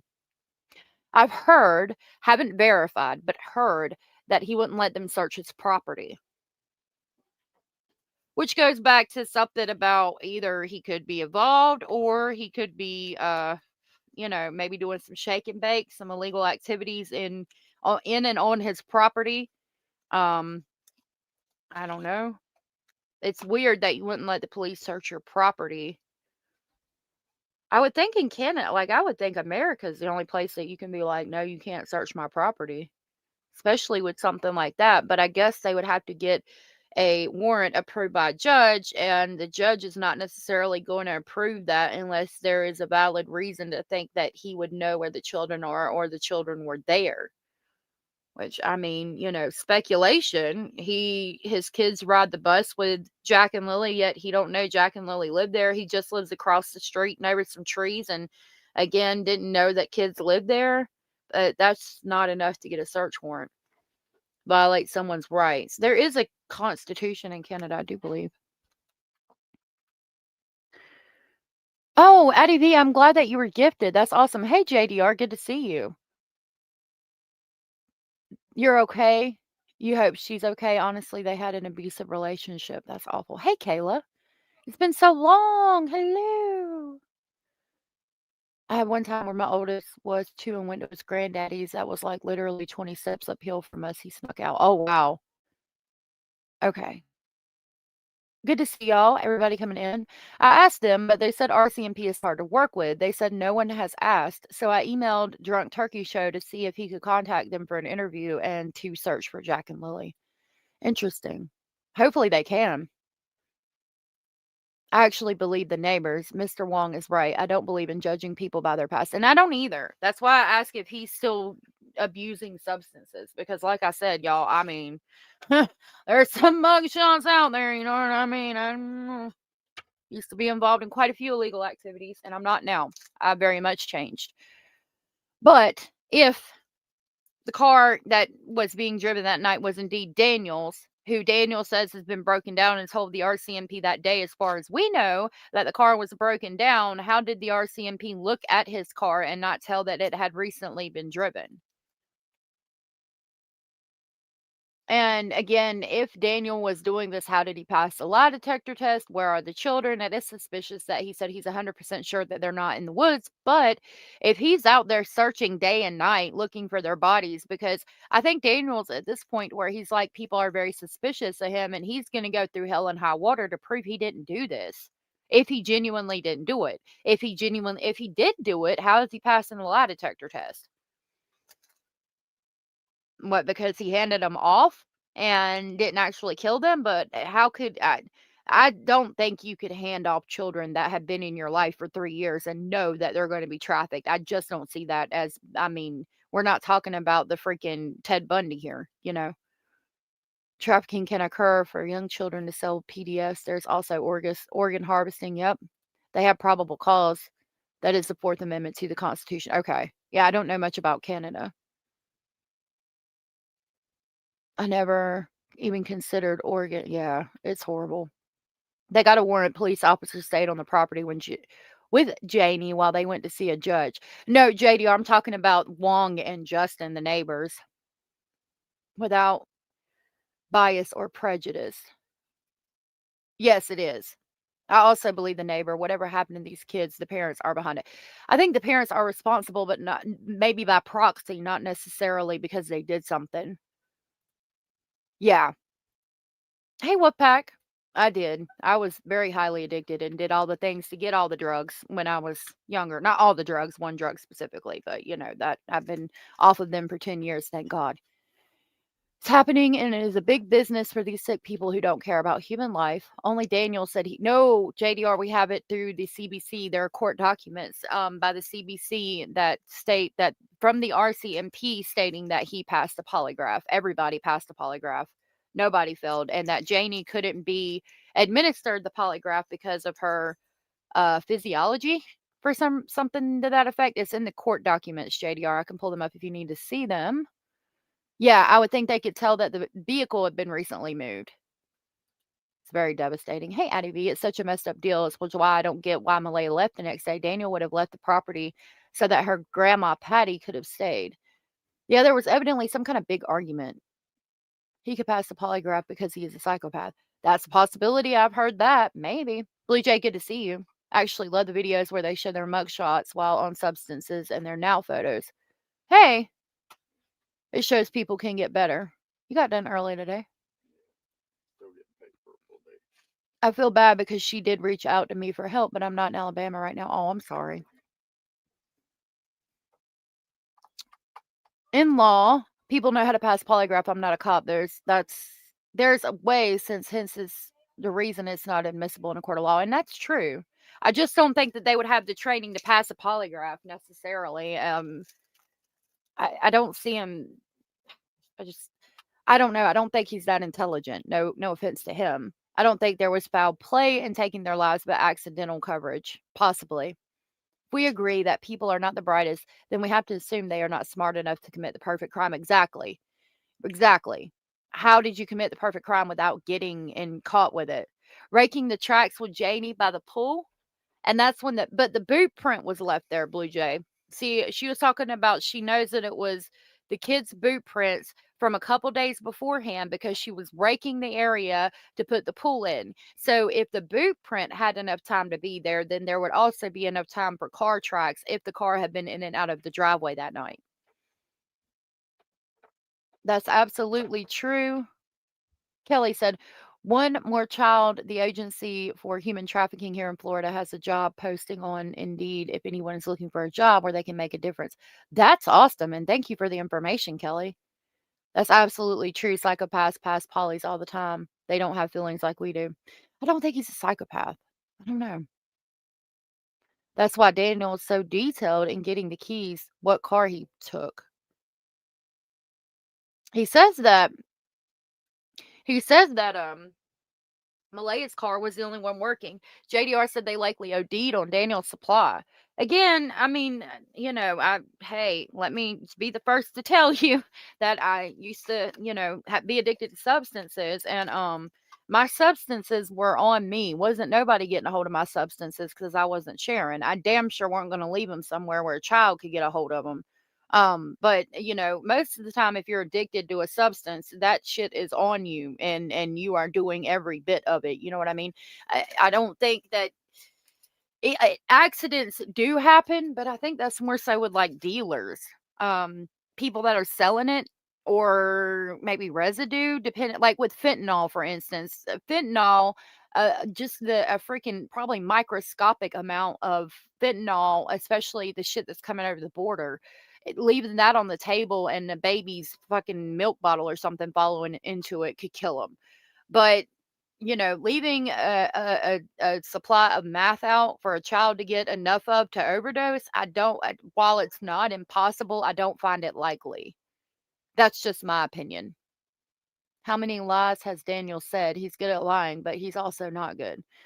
I don't know how many lies he said. Probably a few. I'm not sure. I haven't caught him specifically in a lie because I can't prove that the sweaters are not gone. Can't think of anything else off the top of my head. Well, Malaya said that he was up all night cleaning the kitchen, and he said he went to bed early, but other than that, I don't know who's lying there. They're not rocket scientists, so I'm baffled. Maybe it was an accident and tried to cover it up. Maybe. People in the military, FBI, and others, for example, know how to beat polygraph tests. I know this for a fact. I believe that, but I don't believe that Daniel's smart enough to, or trained like the people in the military, FBI, and others. Chances of both kids ODing at the same time is not logical. I agree with that too. Traits of autism. 2 and mine, and they were expensive to feed. Yeah. Well, one could have OD'd and the other was collateral. Cooking meth itself could hurt them. It could, but I don't.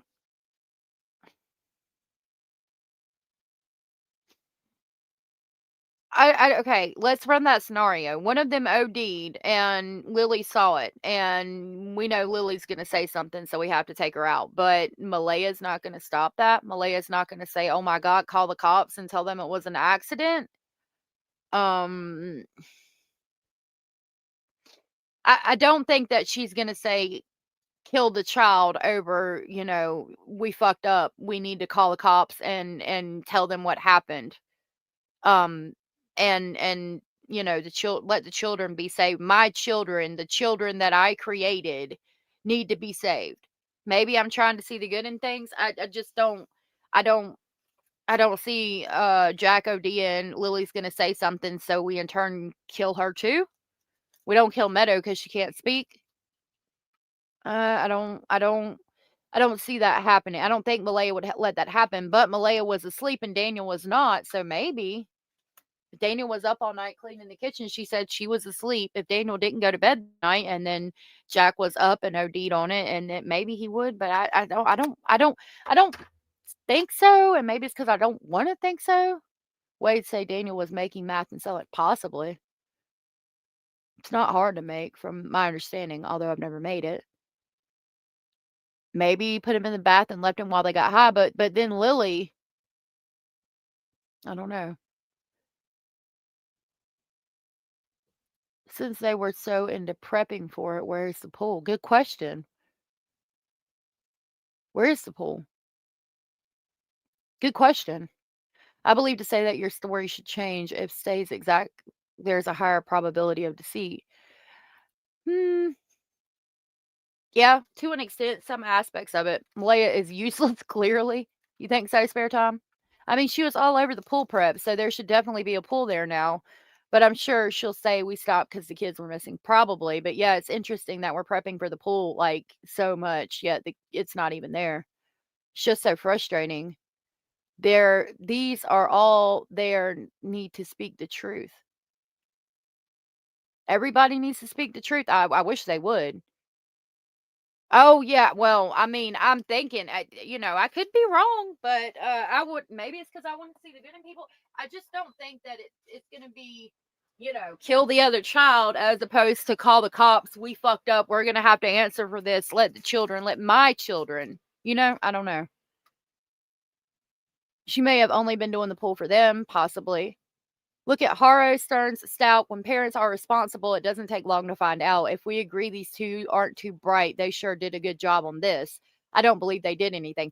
Right, like if we're going to say they're not too bright, we can't also say that they committed the perfect homicide, like Abraham was saying. I wonder if we will ever know what really happened. I do too. Parabola, you guys forget they didn't have enough money for anything, let alone substances or the material to make it. IDV, yeah, you're right, but you can make it from. I seen a guy with a freaking fire extinguisher, some Sudafed, some lithium batteries, some other cheap shit like rubbing alcohol. It don't take much to make it. Yeah, it's possible. I've heard the fight that morning was over the use of drugs too, so I think it's possible. Although I don't think that I think it's just something that was happening as well as the children going missing. I've heard to make meth you need a lot of equipment. I doubt. Yeah, you need a mason jar with a lid and some lithium, some Sudafed, and 2 or 3 other chemicals, and you just shake it. It's called shake and bake. I don't remember what all the chemicals were, though. I've never made it. I've heard how to make it. People told me how to make it, but I don't remember all the chemicals.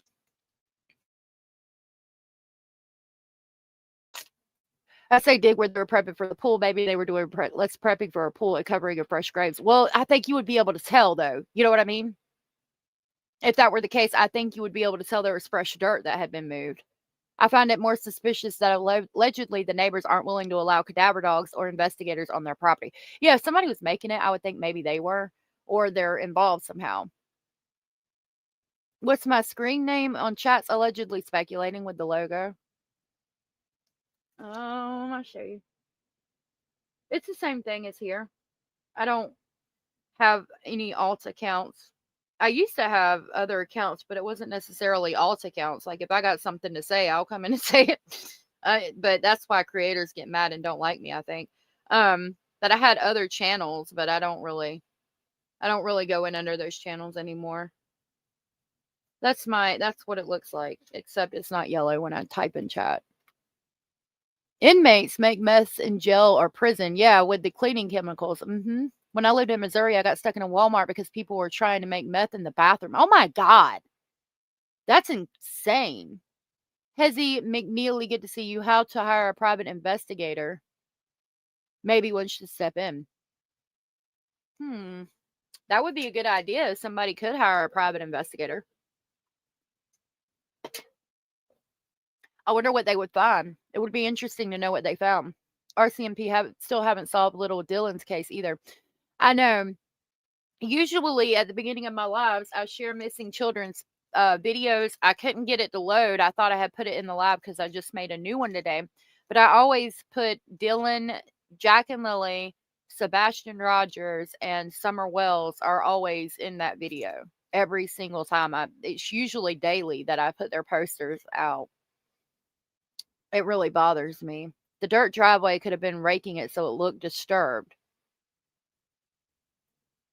Maybe.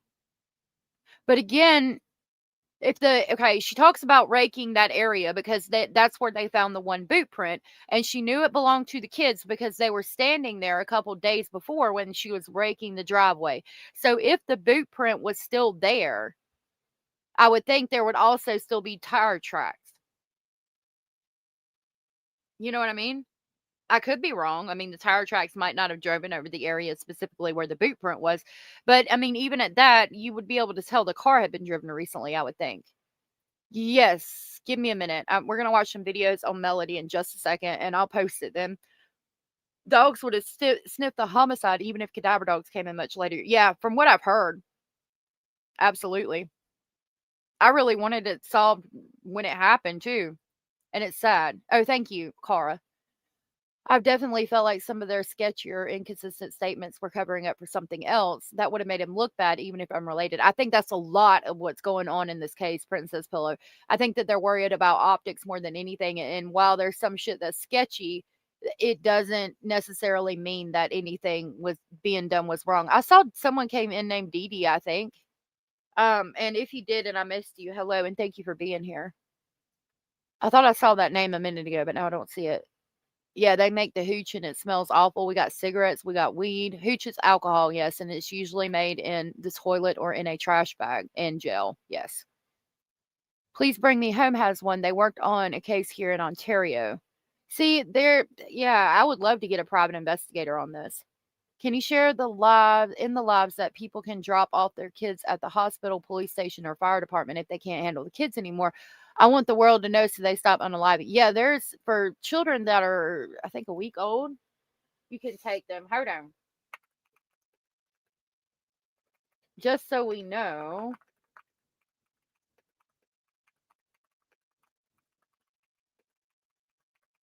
Lord. I know the FBI is watching my search history. The damn CPS is going to be knocking on my door in a minute. Okay. Going to be like, do you need us to take some children from your home, ma'am? So, where can I take a child if I cannot handle anymore? If you are unable to handle your child anymore, considering the following options. Now, I know if you have an infant that's 7 days old or less, you can drop them off at like the fire station, the police department, the hospital, and no questions are asked. I think this is for older children. You can seek professional help, consult with a psychiatrist, or family counselor to understand your child's behavior and find effective management strategies. Consider residential treatment centers. These facilities offer structured programs tailored to address specific behavioral issues and can serve as a court-ordered intervention. Legal eviction for adult children. If your child is over 18 and their behavior is intolerable, you can ask them to leave your home following the proper eviction process. You can contact local resources, seek support from schools, community centers, and mental health clinics, and contact hotlines. Reach out to crisis intervention services and resources such as the National Self-Harm Prevention Lifeline. It is crucial to remember that these decisions are complex and should be made with guidance of professionals. Remember, you are not alone in this challenge, and there are resources available to help you.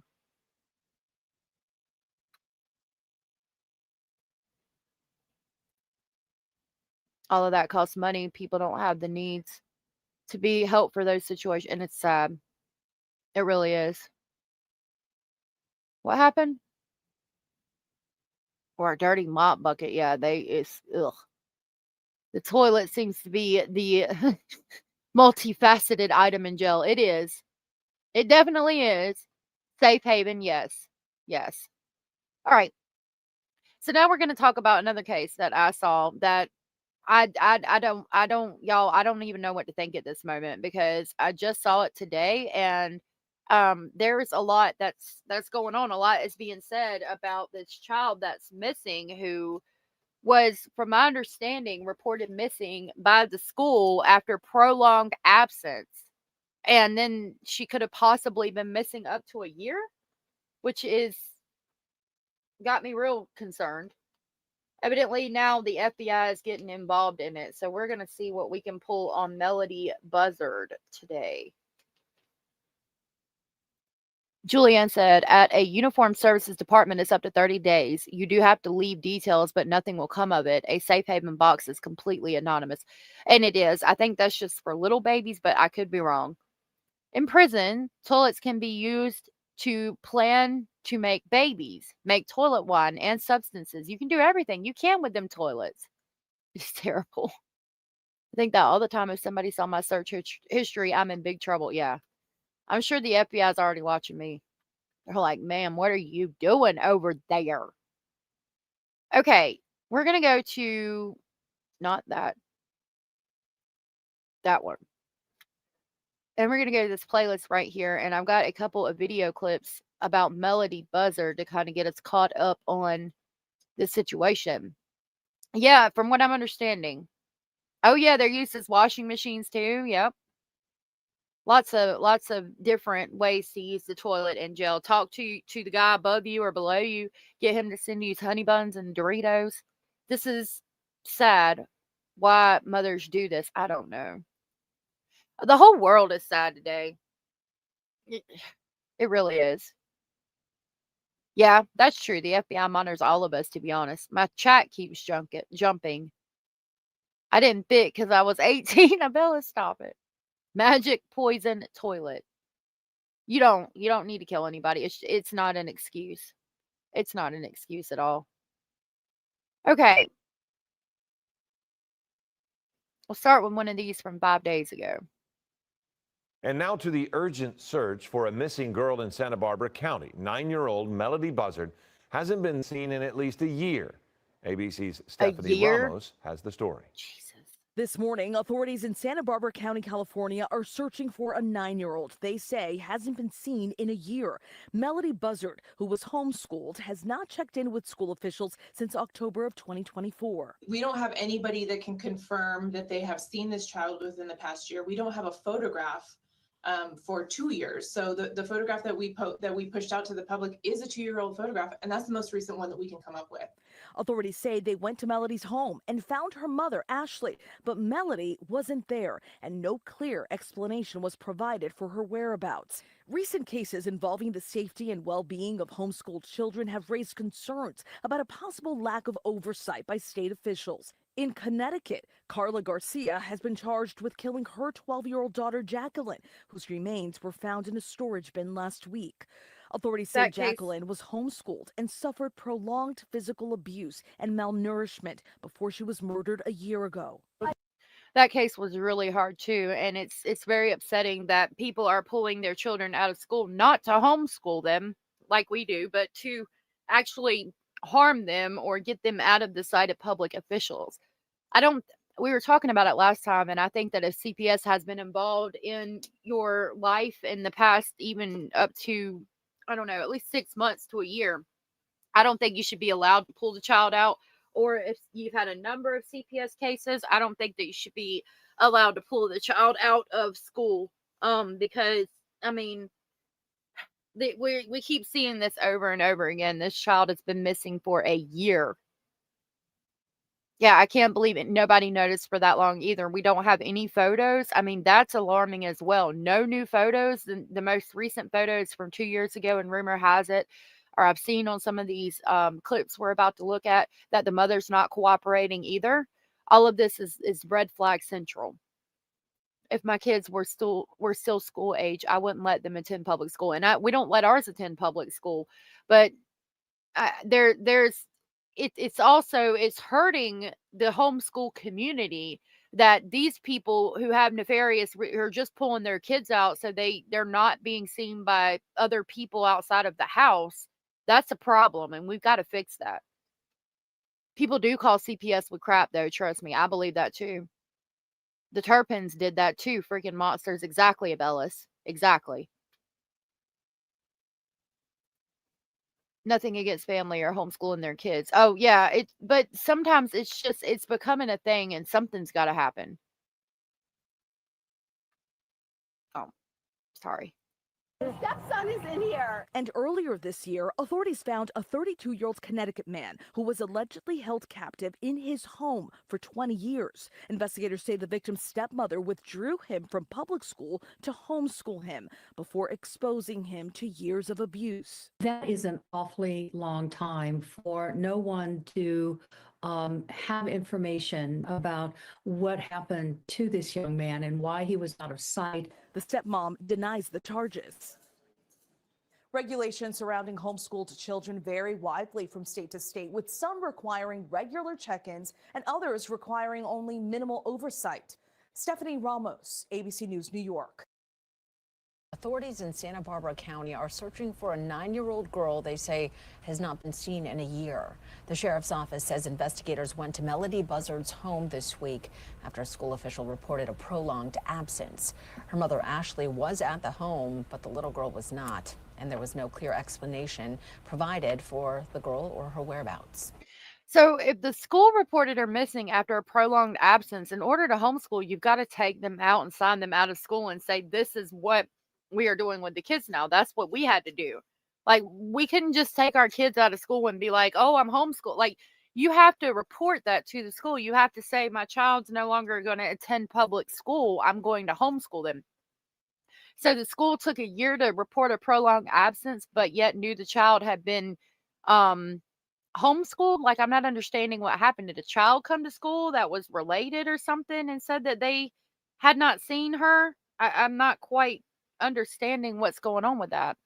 Cindy said, I was thinking the same thing as homeschooling mom. It makes me angry that people are pulling kids out to harm them and give them, the homeschooling community, a bad name. Exactly, Cindy. It pisses me off because there are some of us out here who spend the fucking Jesus $300 to $500 on the school curriculum for one child, and homeschooling 4. It's expensive, but it's a lot better in my opinion. My children cannot sit down for 8 hours a day. I can't sit down for 8 hours a day. There's no way. And I don't expect them to do that either. And it brought us closer together as a family. We were just homeschooling one who it just wasn't going to happen without medication for him in regular schools. And we weren't going to do that. And then COVID hit and we started homeschooling all of them. And it's a wonderful thing if you use it for the reasons that it's supposed to be used for. But these people pulling their children out just so they can abuse them, it makes me sick and infuriates me. I can't stand it. Beth said to monitor her and give her Vaseline sandwiches. What? Your dog? They're making the other ones who homeschool look bad. Always someone messing things up for everyone. Yep, the classic one. I don't agree, and I don't agree with the curriculum, and that's part of the problem for us too. Breaks my heart because you can see clearly families are not involved in these babies' lives. Why would it take a year to notice you haven't seen your grandkid? Exactly. Why is that going on? Thinking about, what happened to going to Thanksgiving and Christmas as a family? Like, when did all this shit stop? When did we stop sitting down at the dinner table together as a family and at least having dinner, I don't know, once a week at least together as a family and seeing, your extended family? I don't, I can't. Disney did warn us about stepmoms. Hey, Mariska, I don't know if you said something, but that's the first comment I've seen for a minute. Girl was so beautiful, wasn't she? Absolutely. Didn't let me share my thought process. Sometimes YouTube kicks comments that say certain things. I don't know why, but it's been weird and aggravating, especially recently. My 17-year-old is smashing his. Oh, wow, that's awesome. Congratulations, Julianne. That's amazing. I really should have homeschooled my daughter. I'm teaching her anyways. They just push her through. I'm sorry, Parabola. You could. I think it's more rewarding. But y'all are doing great jobs. Well, it let you put it through there, so I don't know why it wouldn't have let your other thought come through. Huh. I don't think I could ever homeschool. I fear I may not have to with my son. I just know myself and how hard it would be, and it would clash with my personality. I get frustrated sometimes, but some of the curriculums are really good. If you ever want to do it, let me know. I use this one curriculum that like you'll read a couple sentences to them, but it's more student based. It's more like they are more interactive with it. And we just started it because I've been doing the YouTube thing as well, so I don't have enough time to actually stand and teach 4 different classes a day for each one. So it's more student based, and it's been working out really good. My dog ate a Swiffer duster. Oh my God. I'm glad she's okay. I kind of got the same thing going on. We're hoping to move so it'll be a little better. So even homeschool kids should be followed up by the Department of Education. Yeah, they do though. See here, they have yearly exams that they have to take, and it has to be entered on my homeschool site. They're supposed to be doing that too. I want people to stop committing the homicide of kids. They should be able to be drop the kids off at the safe haven. Yeah, you would think so. I know it is sad, isn't it? The classic.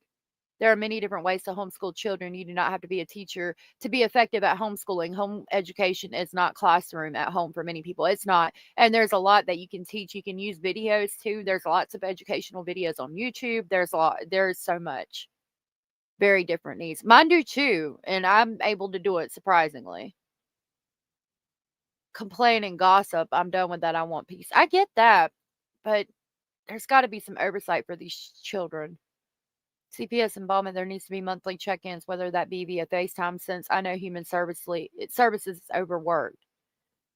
Something's got to happen. I've been getting that a lot lately. Daily orange pill, it's like 500,000. I'll look it up.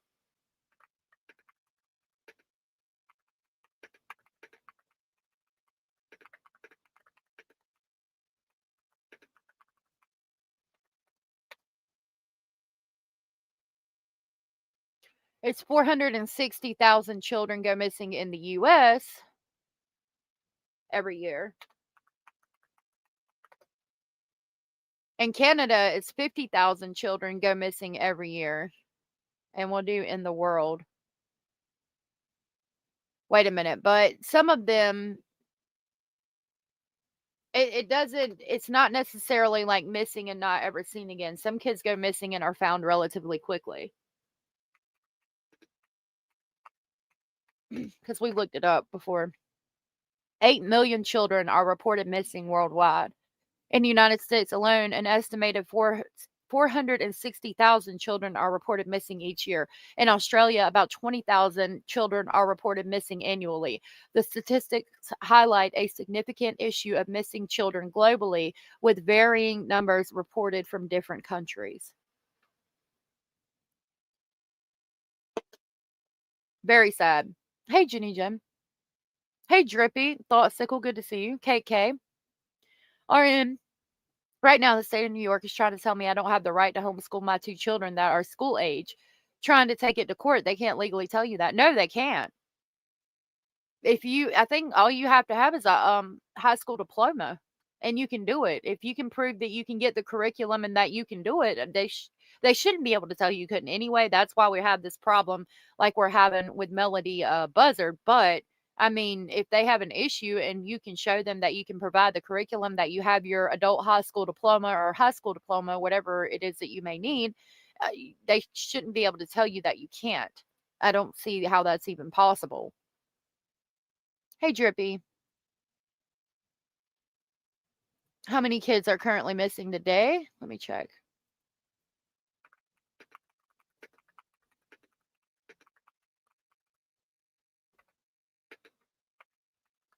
I won't click over here, but it says, hold on, it's loading. Since as of December 31st, 2024, 1,268 children were successfully recovered through Amber Alert system, and 226 children were rescued because of wireless emergency alerts. There are 81 Amber Alert plans throughout the United States. These reports present an analysis of Amber Alert cases during the reported year, highlighting the effectiveness of the system in locating and recovering missing or abducted children. I said, how many kids are missing today? I'm going to put globally.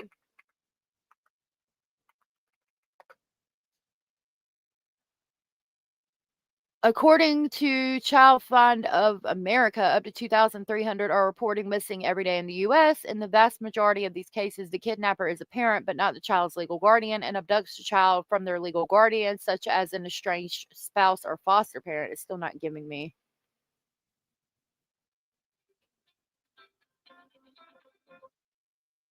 The FBI's NCIC recorded 349,557 child missing cases in 2024.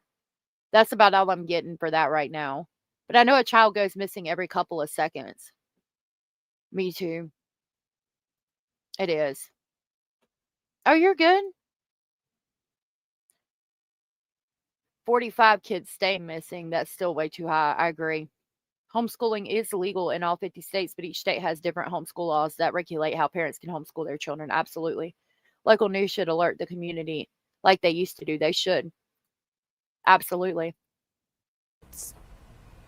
We don't have anybody that can confirm that they have seen this child within the past year. We don't have a photograph for 2 years. So the photograph that we pushed out to the public is a 2-year-old photograph, and that's the most recent one that we can come up with.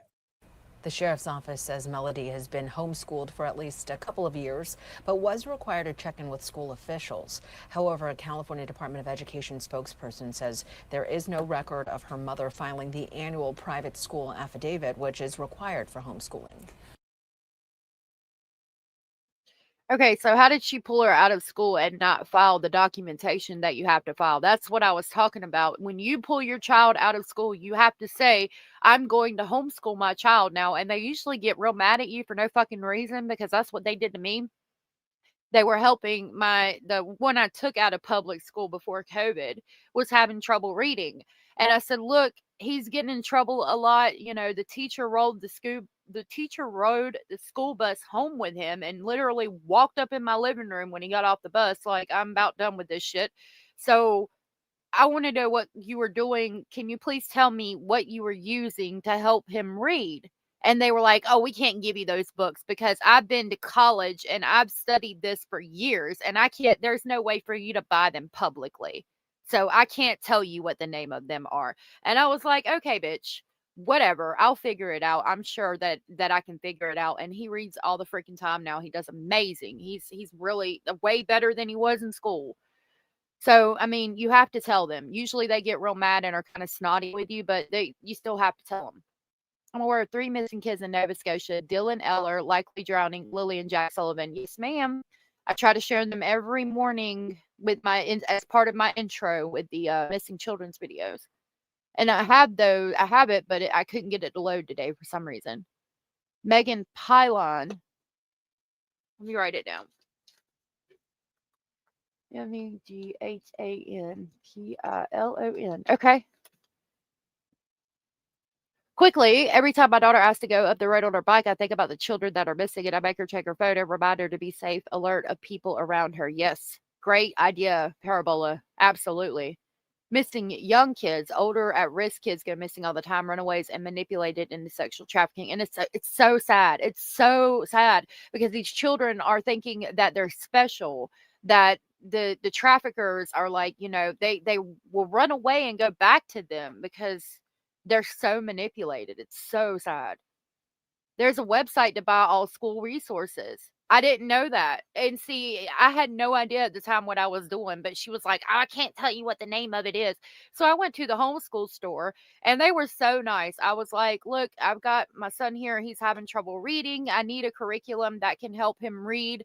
That's, a little bit slower pace. And they were like, oh yeah, we have this right here. And if you just come over to this section, you can get some that somebody else has used and is selling for a lower price. And it was great. And he's doing such, but they were so freaking rude to me when I took him out of public school. All right. This is the neighbors and family are concerned following Vanderburg Village 9-year-old. To the latest on efforts underway to find a missing girl from the Central Coast. Sheriff's detectives turning to the public for help in the search for 9-year-old Melodee Buzzard.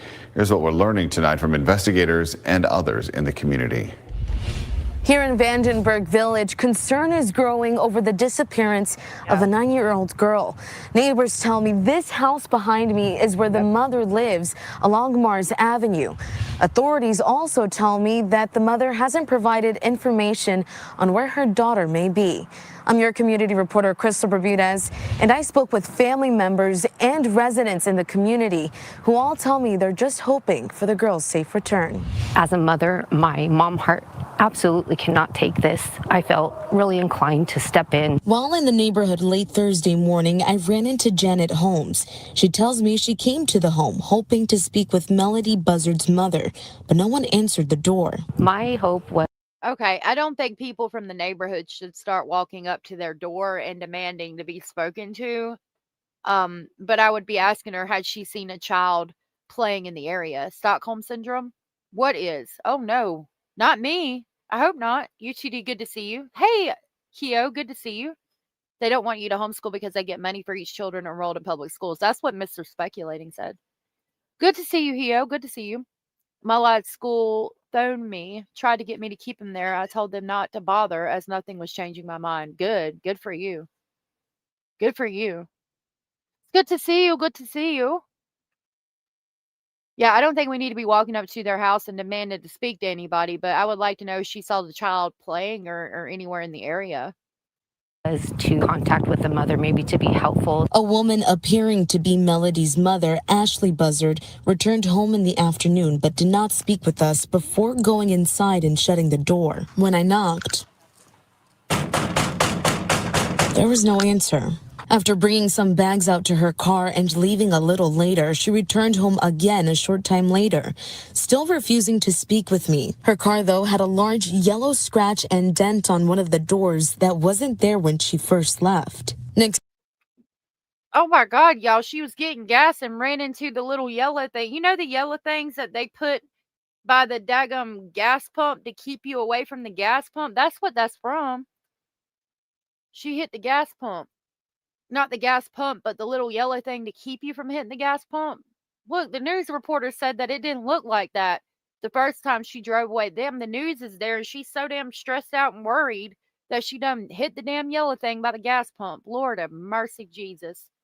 Y'all, this is not, there's so much about it that's not looking good, but like,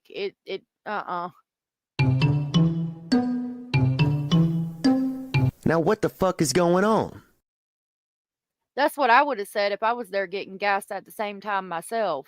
Yeah, she drove into the close to the pole. She drove too close to them little poles. Yeah, that's out there by the gas pumps. I know that woman was banging like the police, wasn't she? I didn't know if the door was just loud or what. Hey, Lorianne. Abraham said, damn, girl, that was a knock. You sure you're not law enforcement? Right? Did look like she was. I think it's some kind of skirt. First left. Next door, Casey Monreal says her mother thought she saw Melodee fairly recently, but home security footage told a different story. She thought that when she first said, "Oh, I think I saw her just recently." But after reviewing the footage, she says that wasn't the case. Casey says CPS and authorities have been at the girl's home for the past few days, with investigators collecting surveillance footage from neighbors in the area. The sheriff's office confirms the last verified contact with Melodee so far was about a year ago. Our investigation into this at-risk missing juvenile, Melodee, began on Tuesday, October 14th, when deputies were notified by a school administrator that they hadn't seen or heard from a student in approximately a year. A notice. So I'm wondering how that happened. Like, did somebody call CPS? They look at the homeschool records, realize she hasn't been registered to have a homeschool, and so the school reports her missing. Brady, good to see you. I wanted to tell you that your poster for Melodee is going to be in my video that I couldn't get to load this morning, but I'm gonna have it out and I'll play it for the next couple of weeks in my intro. But I like the poster that you made for Melodee. It was a really nicely done poster, and so it's in my video. I wanted you to know. YouTuber pointed out Daniel's early account of his search went to railroad tracks and turned. It's pretty much verbatim what is described by witness, just different times. I didn't even think about that. Huh. Interesting. I didn't even think about that, Drippy. Thank you for pointing that out. I think this little girl's mother should be forced to tell what she did to her child. Being uncooperative is not an option. They need to lock her up if she's not locked up already. I did today. Yes, ma'am.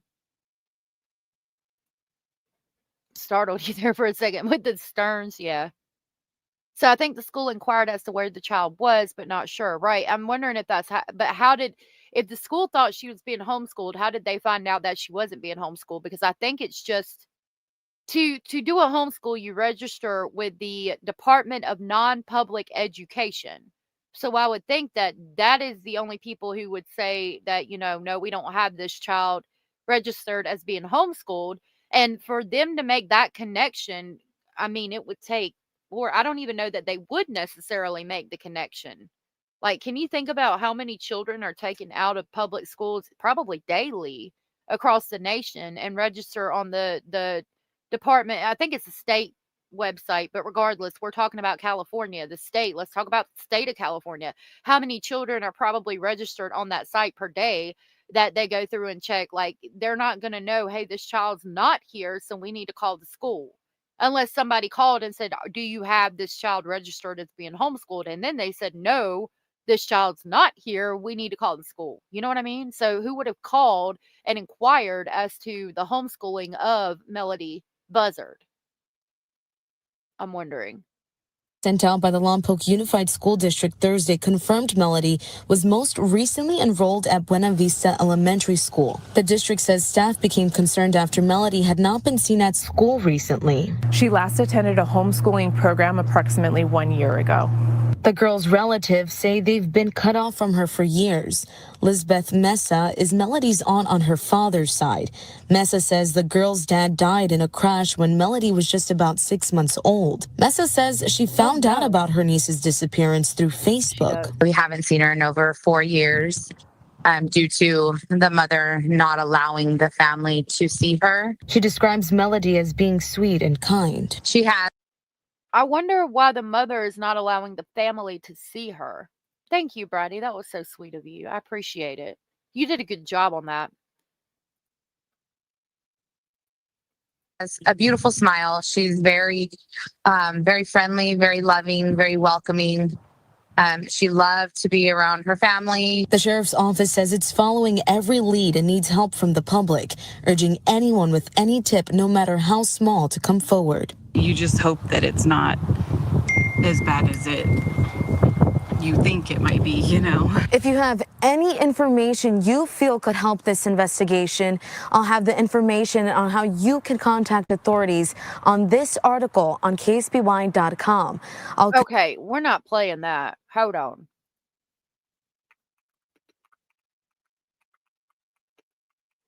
I think it's San Bernardino.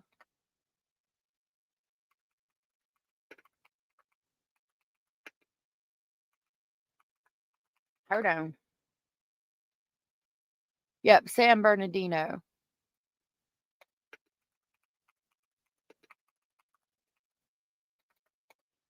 Hold on just a minute. I'm not playing that shit. Mm-mm-mm. You can call the San Bernardino County Sheriff's Office at 909-884-0156.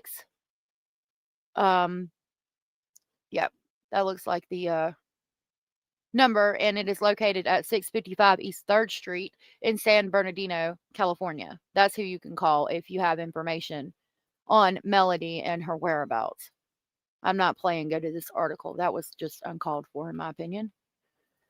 In my opinion. Okay, and then I have this exclusive interview, and then we're going to jump over to Facebook and X and talk about that. And then we've got some other things talking about her mother's being uncooperative. I think this one talks about her mother being uncooperative, and this one is an exclusive interview with the grandma. So we'll see what they're saying about the mother real quick. We want answers. Oh. We want answers. We want. The search for Melodee. Okay, what do y'all think about people doing that? What do y'all think? Oh, Anita, have a good day. Thank you for coming in, Anita. I really appreciate it. Hey, Psychic Amelia. So the neighbors don't know when they last saw Melodee. No, and she's not outside playing at any point. Enrollment is down. I always had 27 kids all by myself, but after COVID, my numbers were down to 15. Really? I like your hat, Mariska, or what your headpiece. Yeah, I think that's a little much. I don't think we need to be out there doing all that now. Rain last night. Aw, awesome, Lori. I used to think it was weird not knowing your neighbors, but since moving here, I don't know any. People don't get to know their neighbors, but I would think you would see kids playing outside. There was another report saying she was last seen 2 months ago, but I can't find the report to verify. If it's on Facebook, we'll find it. It's a bit lynch mobby. I mean, people are still innocent and proved guilty until proven guilty, even if we don't like it. That's where I'm at. Like, I don't think we need to be out there doing this in front of people's houses. Do they really think someone's going to open the door and come out and give them the answers they want? Just saying. Exactly, Bratty. Like, stop it. No, you have no idea what someone's going through. I'd never make it worse. Exactly. Like, I can't with the people outside protesting outside of a home. Let the cops do their job. If it's been, well, I don't even want to say that. Like, the cops are doing their job. Stop it. Stop it. Melodee Buzzard began last week after a school administrator reported the girl's extended absence from an independent studies program. Authorities say Melodee's mother has been uncooperative with the investigation. We're all looking for answers, but, we're showing up today so that way, she knows we care. We're here for Melodee, and hopefully she will come out and tell us where she's at. Sheriff's deputies briefly addressing the growing crime. I have 100. I can say with 100%. I can tell you 100%, 150,000%. She is not going to come outside and tell you where Melodee is at. Number one, and number two, she's not going to think that you're there for Melodee or to get any answers. She's going to think you're there to be a freaking nuisance. Stop it. Out, saying they do not believe the child's mother has been home for the past 48 hours. Neighbors strongly disagree, telling me they've seen signs of activity. Besides the garage being open almost 48 hours now, which we don't know if she knows or not, she was burning something in the fireplace last night, but paper was coming out. Tensions rose as families demanded immediate information. It's about time, organization is going to be key in this. If they're not going to press her until she cracks, I'm sorry, it's time. Within hours, a new Facebook group had dozens of members saying they will continue gathering together daily until Melodee is located. I felt like nobody was doing anything, actually moving. So I wanted to reach the community. I know a lot of us have daughters, and it's heartbreaking. Deputies on Sunday. I get being upset and starting you a Facebook group and all that is okay, but like Julianne said, if you haven't noticed in a year that the child's not been there, you didn't know about it, then why are you doing this now? Maybe that's why she wrecked her car. Maybe because of the stress and all that. Possible. Very possible. No matter what you know or what you did, it would be scary seeing all those people outside your house. You're not going to open the door, right? Stop. Stop it. They said the case remains under investigation. We thank you for watching, and remember, stay updated on breaking. No, I didn't mean to click on the new NBC News app. All right, we're going to see what the grandma had to say, and then we're going to head over to Facebook and see what they're saying. I'm Christopher Benez, your community reporter in Vandenberg Village. It's been nearly a week since 9-year-old Melodee Buzzard was reported missing. On Monday, I sat down with her grandmother, who is speaking out publicly for the first time. She shares with me warning signs in Melodee's mother's mental health, and also shares a deeply personal message that she hopes her granddaughter will hear. Hi. Hi. How are you? Fine. My name is Crystal. Are you Lori? Yes. Hi, Lori. I'm with KSBY News. I've been following along. I can come inside. Woodpack said, people show up outside my house like that, I'm going to need bail money. Me and you both. Don't come screaming now. It's too late. Let the police do their job. Don't stand outside the house. Exactly. Boom, boom, boom, bop, bam. Exactly. I'd just leave. They could protest to an empty house. And that appears like what they did, what she did. Lori Miranda says she first learned her granddaughter was missing when law enforcement called asking if she knew where the child was. He said, did you know that your granddaughter was missing? And I said, missing? He goes, when's the last time you talked to your daughter? I said, I don't know, 2 years, a year and a half ago. The search for Melodee began last week when authorities were notified about her extended absence from an independent studies program.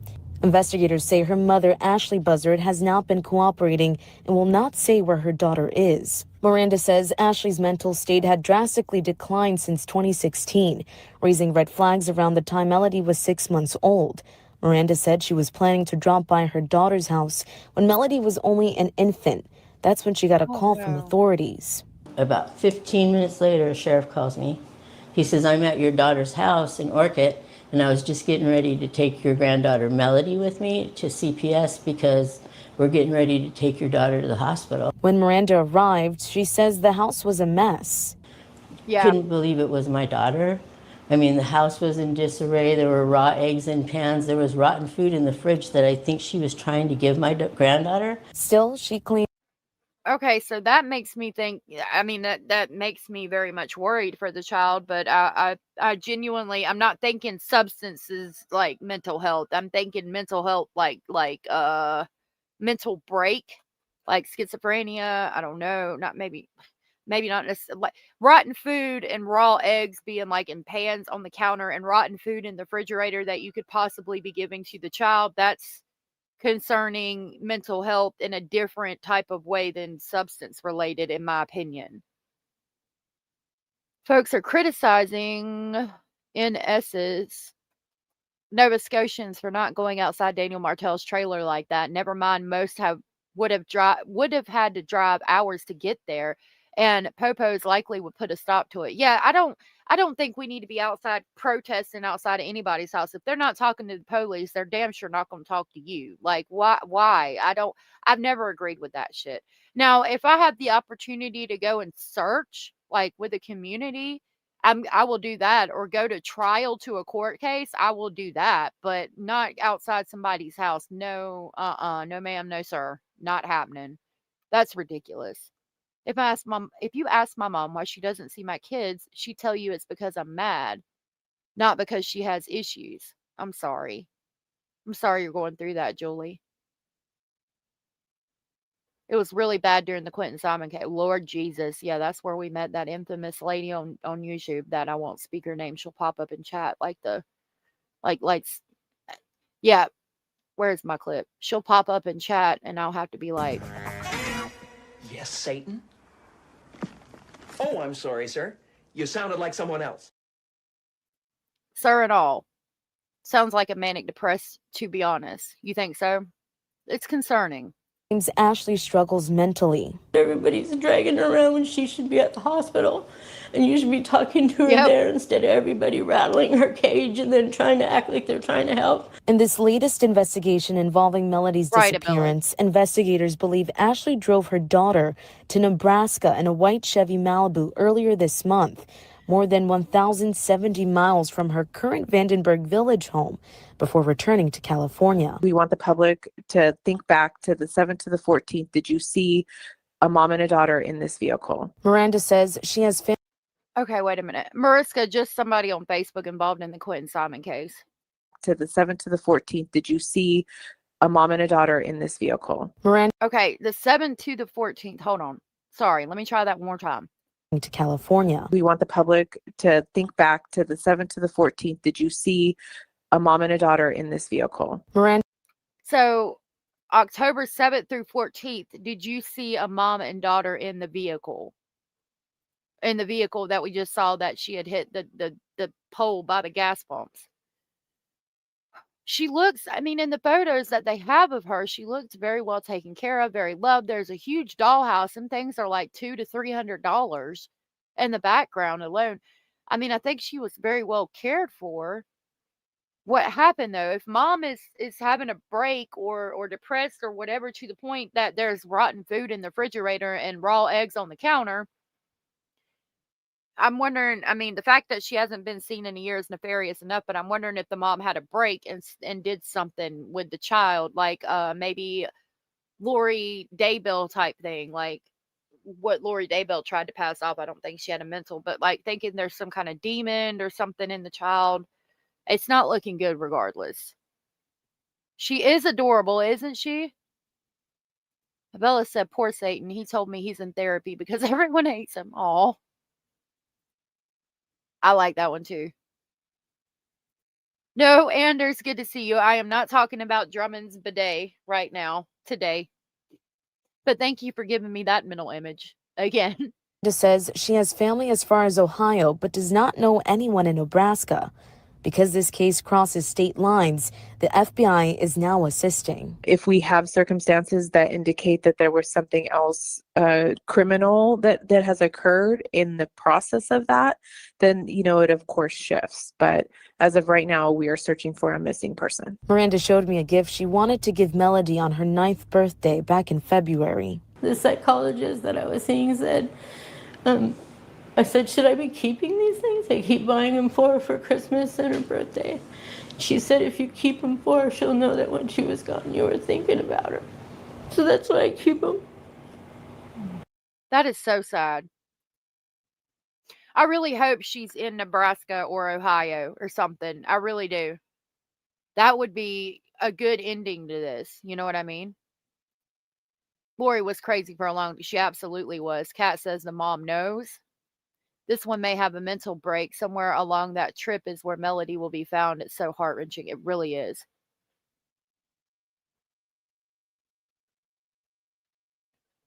What is... I don't even know what you singing there, girl. I'm befuddled. I really hope Melodee is in Ohio or Idaho, she said. That would be nice. Sometimes I wonder, am I going nuts, right? And this was her message to Melodee. Sad. Please tell somebody I'm Melodee Buzzard. My grandma Luna is looking for me. Please call the police. If you have seen Melodee, Ashley, or the white Chevy Malibu they were seen driving in between October 7th and October 14th, you're asked to contact the Santa Barbara County Sheriff's Office. Investigators are also asking those who know anyone in Nebraska to share images of Melodee in an effort to locate her. In Vandenberg Village, Crystal Bermudez, KSBY News. Okay, so now we get information. There has been a friend. We'll go back to that in a minute. Now there's been information that we just got from that was saying that there's a white Chevy Malibu that they were driving. Where is the car? I mean, that should be relatively, you should be able to find it. It's going to be parked somewhere more than likely, or it's going to be like in a pond or underwater. If we can find the car, we can find the information we need about Melodee. Please ask him to come have a seat. Save a seat for me and my friends. Y'all are crazy. The sign was lame. Yeah, I mean, I hope that she's found, but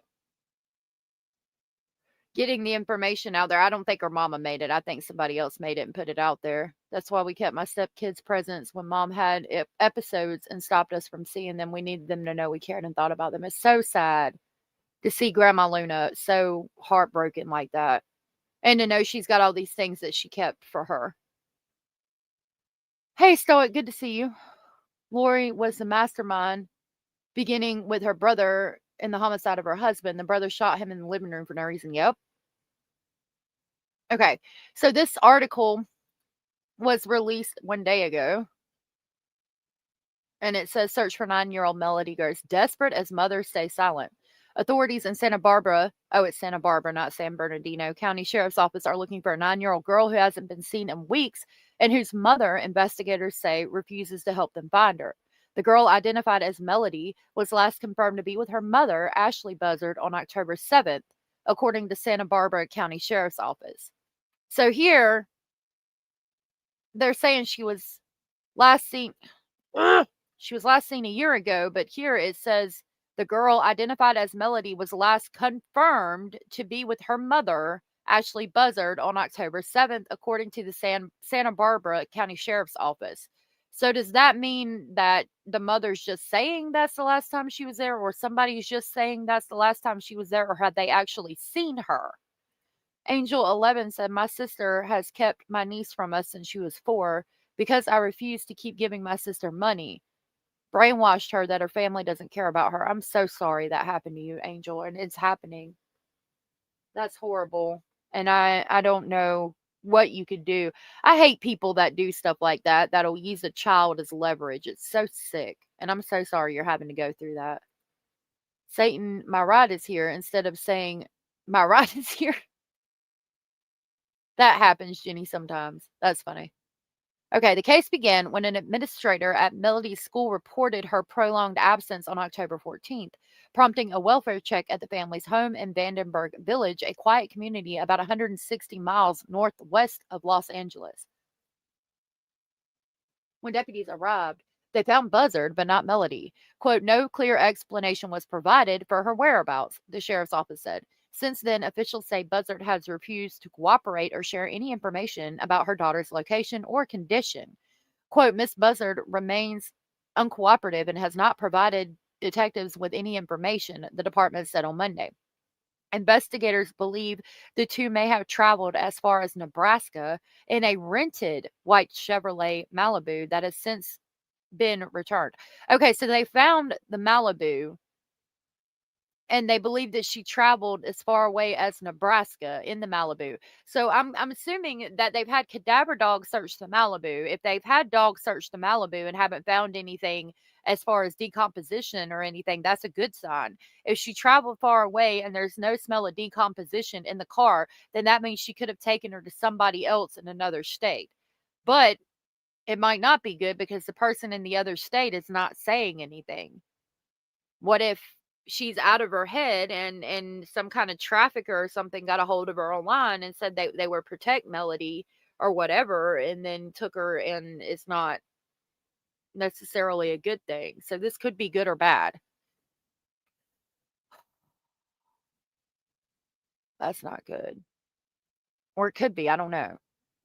They are still piecing together where they went and when. What makes this case especially troubling, officials say, is how long it may have been since anyone outside the household last saw Melodee. In a bulletin last week, the sheriff's office revealed that the girl's last verified contact was about a year ago, and that the most recent photo of her dates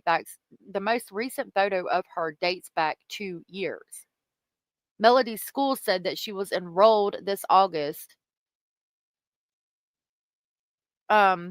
But stopped showing up early in the semester. When school staff couldn't reach her, they alerted law enforcement, triggering the welfare check. The district followed standard procedure for student absences, the district said in a statement. The FBI's LA field office is now assisting the search. Meanwhile, the story has shaken Vandenberg Village, where neighbors and relatives gathered over the weekend to demand answers. Quote, we are all looking for answers, said Corina Meza, Melodee's half-sister, in an interview with NBC affiliate KSBY. She described Melodee as quiet and rarely seen, even among family. Their father died when Melodee was a baby, Meza said, and since then, Buzzard has largely kept her daughter out of view. I just hope she, Buzzard, will come and tell us where she's at, unquote, Meza said. Detectives are aware of the strong community interest in Melodee's case. The agency said, we asked the public not to attempt to conduct their own searches or investigations as it could hinder our work. As the search stretches into a second week, the case has raised difficult questions about how a child can go unseen for so long and what it means when the one person who might have answers refuses to speak. It's not good. Yeah, that's what she was supposed to start school in August. That would tell me that she was still in the school as of the end of school right before, in the summer. But she hasn't been seen in over a year. And yet they're saying that they followed procedure. That doesn't seem like procedure to me. Was she seen at the end of the school year or not? If she was supposed to come back to school in August and didn't show up. Okay, thank you for that. I appreciate it. I'll check it out and see if we can go over it when we get done talking about Melodee. Did the school see her when enrolling? Yeah, I don't know. If Melodee is out there alive, I hope they come forward. I hope so too. Okay, we are jumping over to Facebook and or X. So please be aware. Everything you see here, it could be truth, it could be speculation, it could be an outright lie. Do your own research and formulate your own opinions. Do you have the time to speak with me? Ashley did not give any information on where Melodee might be, but she did say that she is overwhelmed and stressed, and she did not appreciate her sister coming over when she did not wish to speak to her. Wait, this is my number right here. If you ever want to talk to me, I want a relationship with Melodee, please. Please, Ashley. Is she okay? Are you okay? Ashley, I'm going to get going now. In that side of the family either. And I would love to have a relationship with Melodee and you. We can get together and hang out with the kids. Please take my number at the door so we can talk. I'm here for you and Melodee. Damn.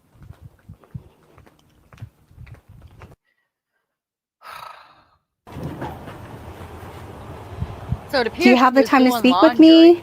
Ashley did not give any. So she's taking that hamper in the house, and I guess her sister came over to ask for questions. She's not even talking to the sister. Oh my goodness. Melodee, kiss the baby. Melodee. Melodee, kiss the baby. Melodee. Melodee, kiss the baby. Melodee. Melodee, kiss the. I think so. Remember, we heard from her aunt or her stepsister.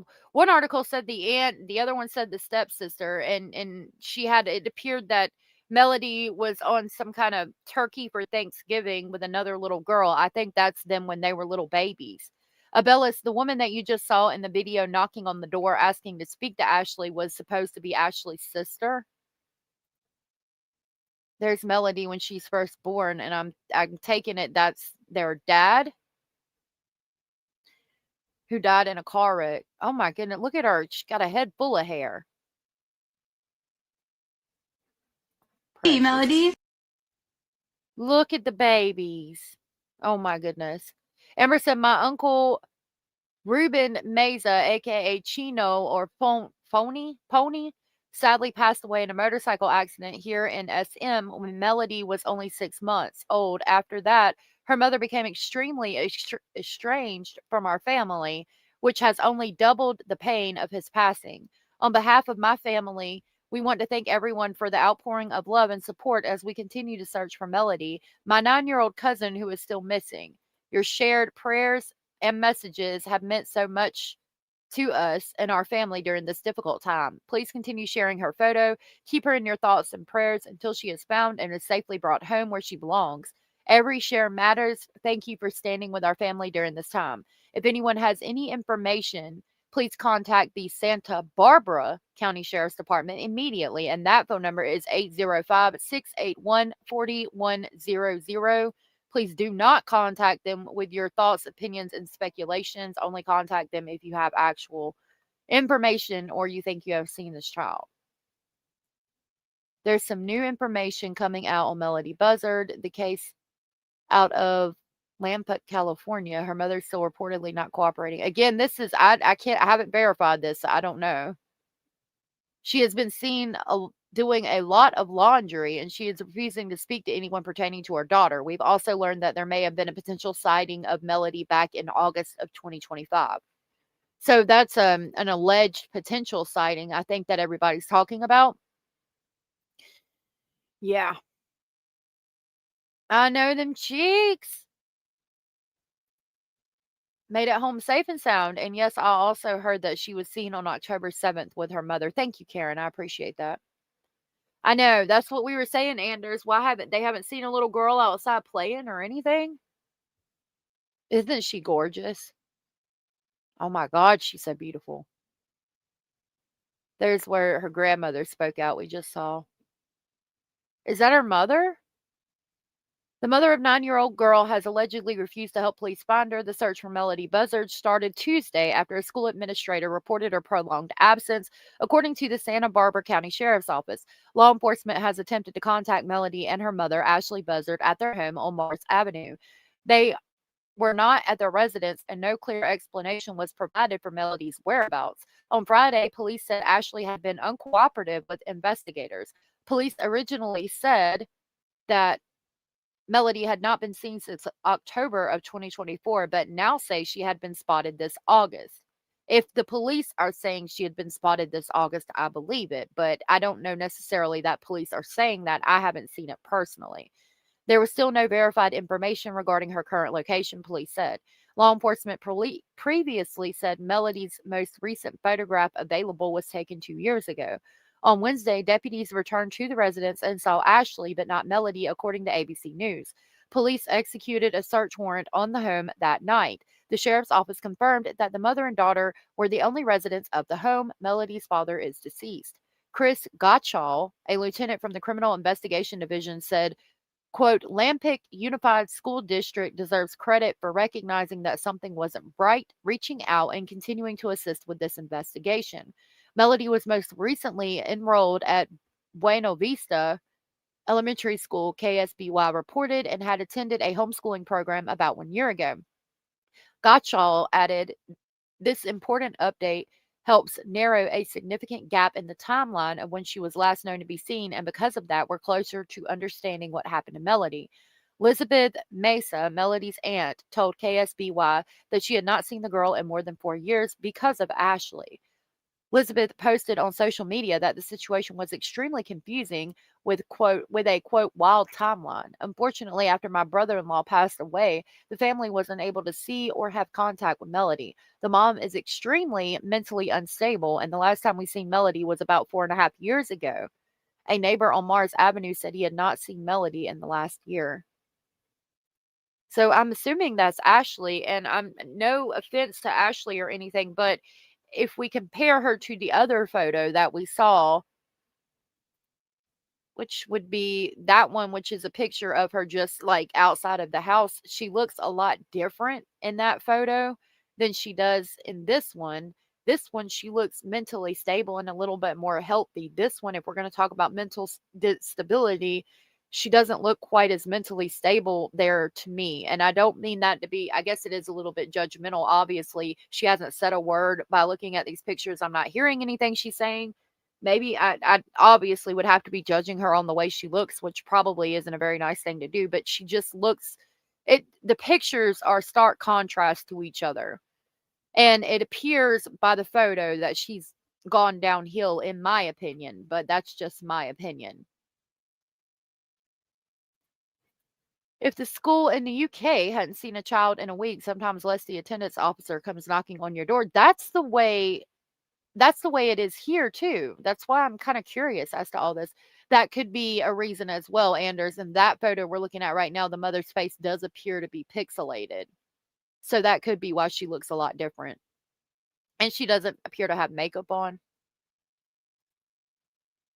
Her eyebrows are done here. I don't know. She just looks healthier. What is this? More info from the school district on Melodee Buzzard case. They issued a statement explaining that Melodee was enrolled Just 2 months ago, in August of this year, both Melodee and her mother Ashley visited Mission Valley Independent School to initiate registration. They explained that Mission Valley is an independent study program. In the program, if a student fails to pick up assignments, they are referred back to their residential school. Then that school will contact the family to complete enrollment. If the child doesn't attend, the school follows truancy protocols, phone calls, letters, emails, and even home visits. If the student still can't be reached after all those attempts, they notify police to do a welfare check, which is what they did. Backstory: Vandenberg Village, California, Santa Barbara County Sheriff Detective are asking the public's help in locating Melodee Buzzard. According to a news release issued Wednesday, a school administrator contacted authorities on October 14th to report that Melodee had been absent from school for an extended period. When deputies went to her mother's home, Melodee was not there and no clear explanation was provided. So it says here, in the program, if a student fails to pick up assignments, they are referred back to their residential school. Then that school will contact the family to complete enrollment. So here, okay, it's probably 2 to 3 weeks without picking up assignments. Then they called the residential school. That school will try to contact the family to complete enrollment. That could have been another 2 to 3 weeks while they're trying to get in touch with the family and there's no call back. If the child doesn't attend the school, which would have been in August, they gave her time to come and were, I don't know, maybe didn't even necessarily know she was supposed to be there until they go back through and check again. And they followed truancy protocols, letters, emails, and even home visits. So that would have taken a while to do phone calls, send out letters, emails, all the things. And then if students still can't be reached after all those attempts, they notify the police for a welfare check, which is what they did. So I could see all those steps taking a couple of months, which might not, I mean, I get that it's protocol, but might not be the best thing. She's definitely lost weight and looks less happy. I agree.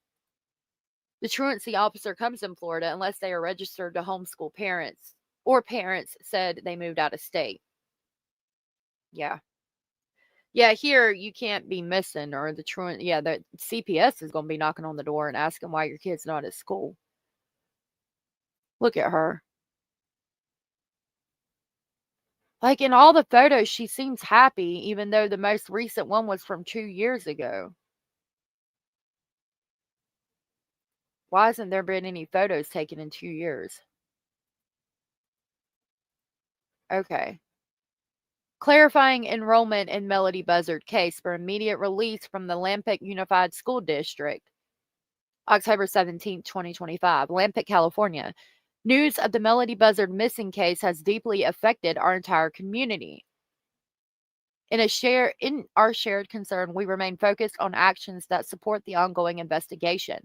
Our primary focus is close collaboration with the Santa Barbara County Sheriff's Office in their continued efforts related to this case. We are aware of misinformation circulating suggesting that Melodee has been missing since 2024 and that no action was taken by the district. This information is inaccurate. To keep the focus of the ongoing investigation, we want to provide facts about Melodee's recent enrollment and the proactive steps taken by Lampic Unified staff. We value transparency. At the request of law enforcement, we were not able to share this information sooner. We appreciate our staff's care, vigilance, and procedural follow-through, which accelerated the appropriate next steps. Melodee was first enrolled in the Lampic Unified School District just 2 months ago in August of 2025 when Melodee and her mother, Ashley Buzzard, visited Mission Valley Independent School to initiate her registration. So right there, that would make me think she was seen in August. If the school is pointing out and putting out this document and making sure to point out that Melodee and her mother were visited together, Mission Valley Independent School, that would make me think she had been seen in August. So she's seen in August to go enroll in school, and then sometime between August and the beginning of October, they rent this Chevrolet Malibu, take it as far away as Nebraska, and come back. And I'm assuming that they've searched the car for decomp and there's no smell of decomp. That's just my speculation. They have not said anything. And they still can't locate the child. So that gives us less of a time period that she's been missing but it still doesn't really bring us closer to finding her. It doesn't. If a child isn't registered at the beginning of the year, no one's looking for them. Exactly. So she was enrolled, and so basically, and we're going to continue reading, but they're going to go through this procedure of where they try to call, they write letters, they try to email, they do all of the things, but that's going to take some time as well for all of that stuff to happen. And I think that's what happened, especially if they just started school in August and it's the beginning of October and the police are involved, and it was probably the end of August that they started school, which gives it about a month. You hear that she hasn't been seen in a year, and that's why everybody got upset. But in reality, it hasn't been a year. It's only been a little over a month and a half, because they're saying that Melodee and her mother came to the school to enroll in August. You don't think that's kosher? I don't know. Haven't heard about this. Seems strange. That almost looks like two different people. Not trying to be judgmental. I'm just worried, rather. Exactly. And they're talking about her mental health. Her mental health has been a question for a long time. Everybody's worried about the mother's mental health. Maybe she was starved and or abused. Pics would show that. Poor Melodee. I don't think so. I don't know. Well, yeah, we only got the photo from, 2 years ago. Why wouldn't she take a photo of her in the past 2 years? But the school should have video footage of her. I would think. It makes you wonder how many kids are missing after COVID. It does. Continuing. Okay, so Melodee and her mother, Ashley Buzzard, visited Mission Valley Independent School to initiate her registration. Mission Valley is an independent study program offered through Lampic Unified School District. Under California law, students as young as transitional kindergarten are eligible to enroll in independent study programs. In our independent study program, if a student fails to pick up assignments, the student is referred back to their school of residence, which then contacts the family to complete enrollment. If attendance does not begin, the school follows mandatory truancy procedures, including phone calls, letters, emails, and home visits. When a student or family cannot be reached after these efforts, the school requests a welfare check from law enforcement. We are doing everything within our authority to support this investigation, including providing records and coordinating with the sheriff's office. According to the sheriff's public update, Melodee's mother, Ashley Buzzard, has not cooperated with investigators. We are united in concern for Melodee and urge anyone with information to contact the Sheriff's Criminal Investigation Division at 805-681-4150 or the anonymous tip line at 805-681-4171. For the most recent communication from the Sheriff's Office regarding the information, please see www.sbs.org/detectives-share-update-in-search-for-missing-at-child. Lampic United Schools offers outstanding educational experiences for its more than 9,000 students. Its award-winning schools program strong leaders, teachers, and staff serve pre-K through high school students living in the city of Lampic, Vanderburg Village, Mesa Oaks, Mission Hills, Vanderburg Space Force Base, and rural areas adjacent to these. The district offers a wide range of programs, including career technical education, advanced placement, dual language immersion, and support for multilingual students and students with special needs, as well as exceptional extracurricular activities such as athletics and clubs. Okay.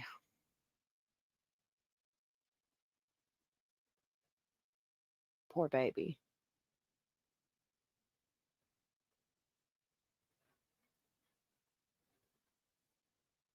All right. The tip line in Santa Barbara County is 805-681-4150, or you can go to sbfsheriff.org. Was October 7th. Okay. So this allegedly says police have narrowed down to the last sighting of 9-year-old Melodee Buzzard and say it was allegedly October 7th. And then this means there's a 7-day window to try to piece together to find Melodee. Police now believe Melodee and Ashley traveled to Nebraska in a white Chevy Malibu, license plate 9MNG101. They want the public to share and anyone who may have seen Ashley, Melodee, or the vehicle, which was a rental, to please call them with any tip.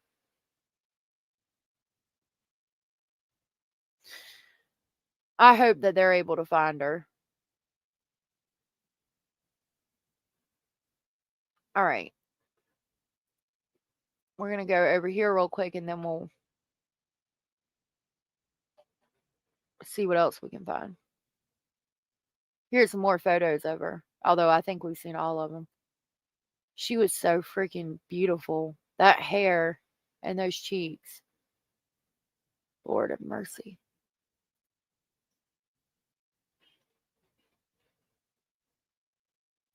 Yep, the FBI has joined the search because they might have crossed state lines.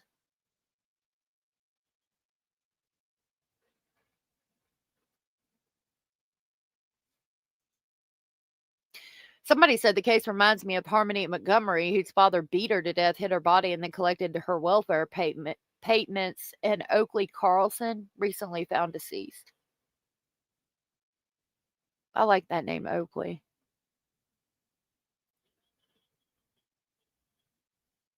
It says October 14th, the school administrator reported that Melodee had been missing from school for some time. When deputies arrived at her mother's home, Melodee was not there, and there was no clear explanation given as to her whereabouts. They have not verified any recent sightings of her. The last confirmed contact with Melodee was almost a year ago. So the school district, though, is in that letter we just read, is saying that both Melodee and her mother came in August. So I feel pretty confident in going with that. She's just adorable. She is. I don't know.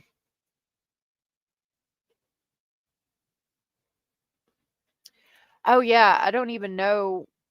I don't know who Oakley is, but I love that name. Let's see. If this is Melodee Buzzard standing outside the home around 2 years ago, this may be one of the last images. That's probably her right there. I would think that's her, but again, the school district is saying that both of them came to enroll her in August. I don't know where the last sighting of October 7th came from. We're going to go to Law and Crime, though, and see what they say. Because they might have more information on this than we do. I try to submit my FOIAs, y'all, as fast as I can, but I can't get everyone as fast as they can. You know what I mean? What the hell? Oh, I should have known. Damn. Yes, Satan? Okay. Oh, look. Allegedly speculating is live and 2 people. See, I've been live on X too. So far, 2 people have viewed it. I don't know that we're going to find anything here. 9-year-old, she's missing and in the care of her purportedly unstable mother who is not cooperating. FBI is involved. Last sighting was October 7th. They could be anywhere. Asking for help. Well, the mother has been located. Now, I'd like to know how we're getting the last sighting date is October 7th. As of right now, all I've seen is that the school said that the last sighting was in October. All right. Oh, I also stream on X. Our live stream that we're doing now also is on X as well. Oh, yeah, the last sighting of her that I know of, to be accurate, that is supposed to be true, was the letter I just read from Facebook from the school district saying that Melodee and her mother both came to enroll her in school. The school district, when they couldn't locate her, and then the sheriff's office went out there to perform a welfare check, and I'm thinking they couldn't locate her either. She does. But they're from 2 years ago. Why not take a photo in over 2 years? Okay, this is going to be Sidebar with Jesse Weber. I will share the link and we're going to watch it and talk about it real quick before we go for the day. Let me grab that and put it in here. All right. Frantic search for missing 9-year-old Melodee Buzzard, but it is now being reported that this girl, who we previously thought hadn't been seen in a year, was possibly spotted in August. With her mother apparently not cooperating with authorities, what is going on behind the scenes? What can the public do to help? And what can we expect next? We are going to... I think that's Brady's poster right there. That's the one that I have, and I liked it. Oh my goodness. Brady, if you're still in here, your poster is on Law and Order sidebar. Bring on a private investigator who is an expert in these kinds of cases. Welcome to Sidebar, presented by Law and Crime. I'm Jesse Weber. Buzzard story. It is blowing up on social media and in the news. It is a really, really distressing situation happening out in California. You have this 9-year-old little girl out of Vandenberg Village. This is in Lompoc, California. She has been missing. Authorities initially said that no one had seen her in a year. However, there's been an update. ABC News is reporting that California authorities now say she was last seen in August of 2025. And if she was last seen in August, that came from the school in that document we just read. But that's not giving me the date of October 7th. Did you see it? Hold on. Oh, I'm going to try to find it. My headphones died. I wanted you to see it because I know it's yours. Because it's the same one I used. There has been a frantic search for missing 9-year-old Melodee Buzzard, but it is now being reported that this girl, who we previously thought hadn't been seen in a year, was possibly spotted in August. With her mother apparently not cooperating with authorities, what is going on behind the scenes? What can the public do to help? And what can we expect next? We are going to bring... See, Brady, it's got your email at the top. Stolen Spirits. Oh, it might not be you. I don't know. I think that's you. Stolen Spirits, MMIWG. That's you, right? Yeah. Stolen Spirits, MMWG. I thought it was. Yeah, that's what I thought. That's the one that I got from you that I put in the video. Okay. We're going to go back to where we were.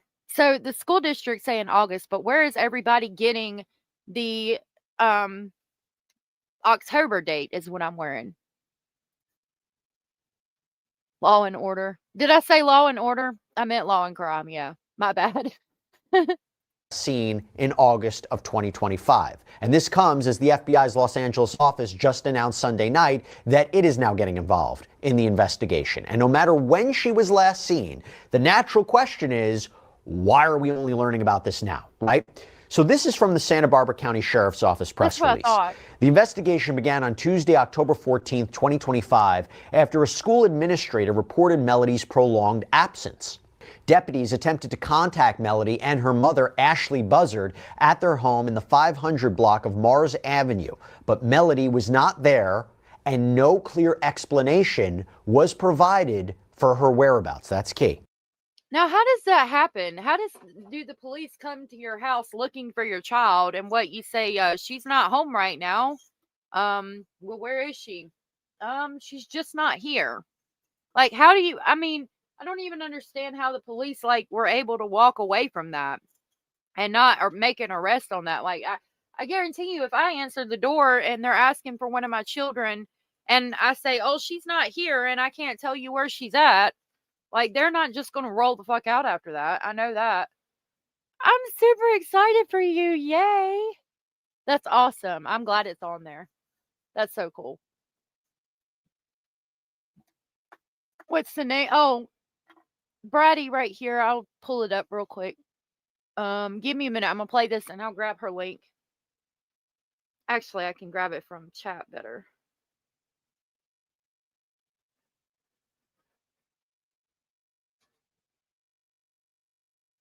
Hold on. Hold on. I got it.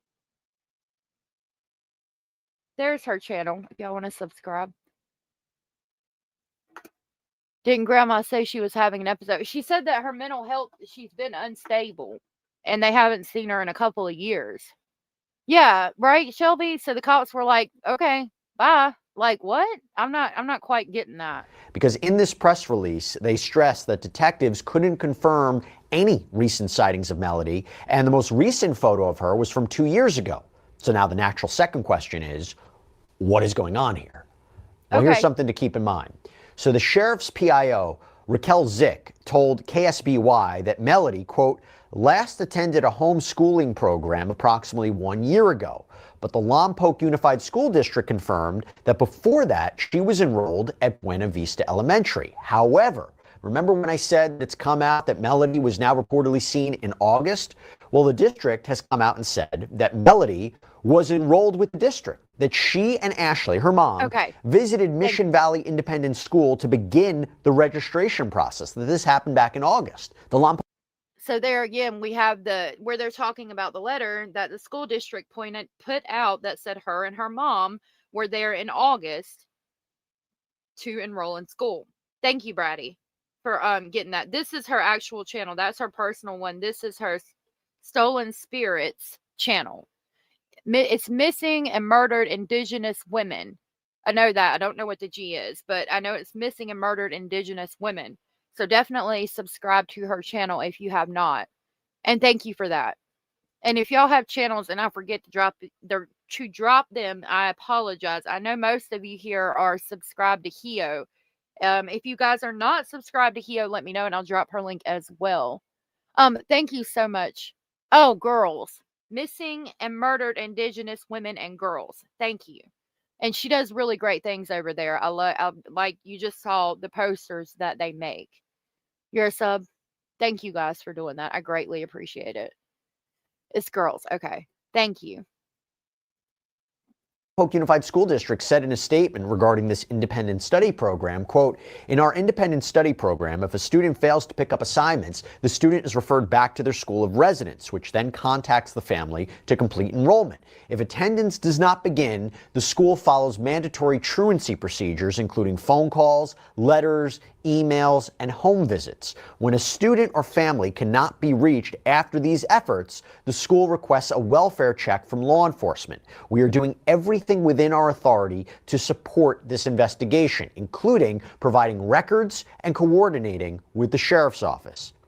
And that's the same letter that I just read to you guys off of Facebook, but I'm going to try to grab it after the live and put it on Patreon if y'all are a member over there. Here's what happened. It was a school district staff member who realized they hadn't seen Melodee, that she hadn't checked in since apparently registering. Of course. Lieutenant Chris Gottschall of the sheriff's office said, quote, Lompoc Unified School District deserves credit for recognizing that something wasn't right, reaching out and continuing to assist with this investigation. This important update helps narrow a significant gap in the timeline of when she was last known to be seen. And because of that, we're closer to understanding what happened to Melodee. Now, the school district confirmed that it is working with law enforcement during the course of this investigation. It is also offering counseling and support for students. Now, before we go any further into this mystery, I'm going to provide you the contact information if you should know absolutely anything that may help finding Melodee, okay? Here is the contact information on your screen, and I'm sure he's about to read it out. Also, if you are in somebody's live, if you're in somebody's live and you have information on a case that they're talking about and they don't drop numbers for you to contact somebody, you can always call 911 and let them know that you have information, and they should be able to get you in contact with who you need to be in contact with. Or if you don't want to call your sheriff's office, you can look on Google and you should be able to pull up information about whatever they're covering, and it should give you numbers like this, which is the Santa Barbara County Sheriff's Office at 805-681-4150, or the anonymous tip hotline at 805-681-4171. So the sheriff's office can be reached at 805-681-4150. Anonymous tips can be made by calling 805-681-4171, or you can go online at sbsheriff.org. Now, let me talk to you about Melodee's mother, Ashley. We talk about homeschooling, right? A California Department of Education spokesperson reportedly confirmed that there is no record of Ashley filing an annual private school affidavit, which is a requirement for homeschooling. Quote, per state law, the CDE does not assess or physically inspect private or homeschools.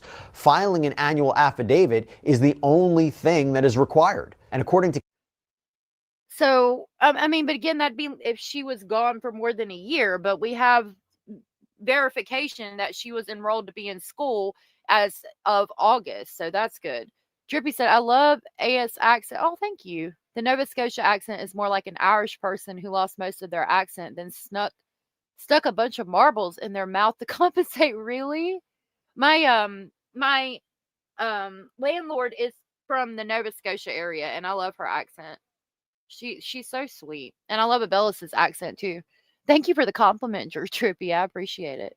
Jesse Weber could play Danny on Grease with his cool hair. He probably could. KSBY, neighbors are very concerned. You have Janet Holmes, who lives near this 500 block of Mars Avenue. This is again where authorities say Melodee lives. Said, quote, as a mother, my mom heart absolutely cannot take this. I felt really inclined to step in. And apparently, by the way, she did. She tried to go over to speak with Ashley, this little girl's mother, last Thursday morning, but apparently no one answered the door. KSBY reports that about a half an hour later, someone again. appearing to be Ashley came. They got it on there twice. Stolen Spirits. They got it up there again. I think that's so cool. I'm glad they shared your flyer. Came out of a car, walked straight to the front door, didn't speak with the media, didn't speak with KSBY, and shut the door. Then, community reporter Crystal Bermudez reportedly knocked on the door of the house. No one answered. Later on that day, this woman, again believed to be Ashley, was seen loading things into her car and then driving away. When she comes back, it was reported there was this large yellow scrape on the back door of the car, as well as a dent on the door. This woman, again, seemingly Ashley, didn't say anything to KSBY outside. And according to KSBY, another neighbor of Ashley says that Child Protective Services and law enforcement, they've been at this home for the past few days. That surveillance footage has been collected from neighbors. And talk about neighbors, neighbors tell KSBY that Ashley kind of kept to herself. Janet Holmes saying she sees Ashley walking in the neighborhood, but never saw Melodee. You have another neighbor who's. So why is Ashley walking in the neighborhood and Melodee's not with her? I'm super excited for you. That's so awesome, Stolen Spirits. I'm really happy for you too. Abraham said Jesse Weber is quite the snack. Says that she hasn't seen this little girl in at least a year.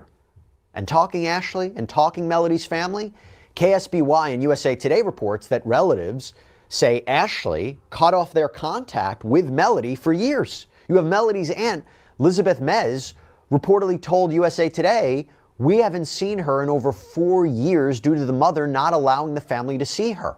And that she only found out about Melodee's vanishing through Facebook. She described Melodee as this sweet girl. Quote, she has a beautiful smile. She's very, very loving, very welcoming. She loved to be around her family. By the way, Meza is Melodee's aunt on her father's side. So we're talking about the father as Rubiel Meza, who apparently died when Melodee was just 6 months old in a motorcycle accident back in 2016. That, by the way, is when Ashley allegedly cut off contact with the family. This is according to USA Today. And now CP. I paused. I mean, I apologize for being muted. I said that's really sad about her dad dying like that. Yes, has reportedly been in touch with Meza and her family about Melodee's disappearance, but we don't really have further information about that. Melodee's aunt, Vicky Shade, told the LA Times, I am horrified for my little niece. I can't imagine what she's gone through. This does not sound good. I just want to know if she's okay. We need to find her. And as for Ashley, ABC is reporting that while law enforcement has gone to Ashley's home pursuant to a search warrant, Ashley's not cooperating. In fact, Shade told LA Times, Ashley is mentally unstable, and my mom tried to get custody or at least grandparent rights to visit Melodee because she wasn't letting our side of the family see her. According to the LA Times, the family is putting up posters speaking on social media to bring awareness. One more thing, by the way. And about the poster, Stolen Spirits, Missing and Murdered Indigenous Women and Girls said, "Thank you. I can't take all the credit. I pull all of the information and my partner, Nicole, puts it on the flyer. Teamwork." That's really awesome. I'm so glad that it is really eye catching. And I think it's a great poster. I'm really excited for you. I just got subscribed to Stolen Spirits channel. Thanks for giving me the name of her channel, Jessica. You're welcome, Crystal. Tell Nicole she did a good job too. Absolutely. Absolutely. You did, because it's on Law and Crime. You did a great job. About Ashley, according to the LA Times, federal court records reveal that she filed for Chapter 7 bankruptcy in 2017 and has had multiple collection cases for unpaid debts that were filed against her in Santa Barbara County Superior Court. So what we have here is currently being investigated as a missing persons investigation. This is according to the sheriff's office. But what is happening behind the scenes? What can we expect? Now, obviously, this is a story that we wanted to bring to you. And the reason that we can do this, the reason we can cover things like this, is not only because of the amazing support that we get from all of you out there, but also from our incredible sponsor, Morgan & Morgan. This is America's largest injury bar, by clicking the link below or scanning the QR code on screen. So for that, let me bring on private investigator Billy Lane, founding member of We Are the Essentials. It's a group of former law enforcement and military service members who use their skills to locate missing family members. They provide a great service. By the way, Billy is a former police officer, an undercover narcotics police detective. Thank you so much for taking the time, Billy. What stands out to you about this story? The fact that no one's seen her in a year. It's very concerning. Well, it's actually August, but I could get how that would be concerning off the bat. I want to hear a couple of things that he says. We probably won't listen to the whole thing, but I do want a private investigator's opinion on this case, because I again wonder how she wasn't arrested. Oh, I'm so glad. Well, apparently now in August. They might have seen her in August. Well, I'd like to see if that's confirmed or not, because I'll tell you, a lot of the sightings that we have, a large majority of those sightings are not true sightings. I mean, people think it's them and they want it to be them, but when it comes down to the time to actually find out if it's them, a lot of times it's not. And the only way that we were able to determine that is by camera. So unless there's a video or a witness, sometimes, unfortunately, these are concerning. If it's true, the school district's coming out and saying it, but it would be nice to have some kind of video footage, and maybe we could get an idea of the mom's demeanor as of August as well, if she seems visibly mentally unstable or she seems okay for the most part. True that she and her mom were enrolling her now in August for this study program, right? And again, the reason that this made radar is because you had the school staff employee who hadn't seen her since registering. That provides a timeline. And when you hear law enforcement say now, you know, we're closer to understanding what happened, what does that tell you? I mean, August now. That's still concerning. I mean, where has she been? Why have the family kept her from everybody? Is this a custody issue? Is this a mental health issue with the mother? I know there's concern about that. Yeah, they've been saying it's more so mental health. There's just a lot of unanswered questions here, and I think law enforcement is really going to dig into this to find out. And this is going to be a full-blown investigation. It's going to take a lot of time and a lot of cooperation from the neighbors and potentially from the family. What do you think? Okay, as politely as possible. I mean, this is all things that I know as of right now. I mean, because we're told that the mom is not cooperating, and if she was last seen verified in August, rumor has it October 7th. Yeah, it's going to have to be a full-blown investigation, as it seems to be right now. They're looking for when they might be confiscating surveillance footage from the neighbors, and what are the strengths of that, and what are the limitations of surveillance footage? So it's only as good as the video that it captures. Awesome. Some are Ring doorbell cameras, which only capture a certain small area right in front of the doors. And then a lot of these video systems have a very small limitation. Some of the more Ring systems will keep for up to 30 days. Others may overwrite in 5 to 10 days, depending on how the home system is set up. So I'm sure they are going through these systems trying to locate that video proof of her and that she is still with us. If they searched her house, what do you think they're looking for? I can tell you right now, any smell of decomposition, blood, signs of life, and signs of her being hurt in some type of way, signs of anything, signs of Melodee in general.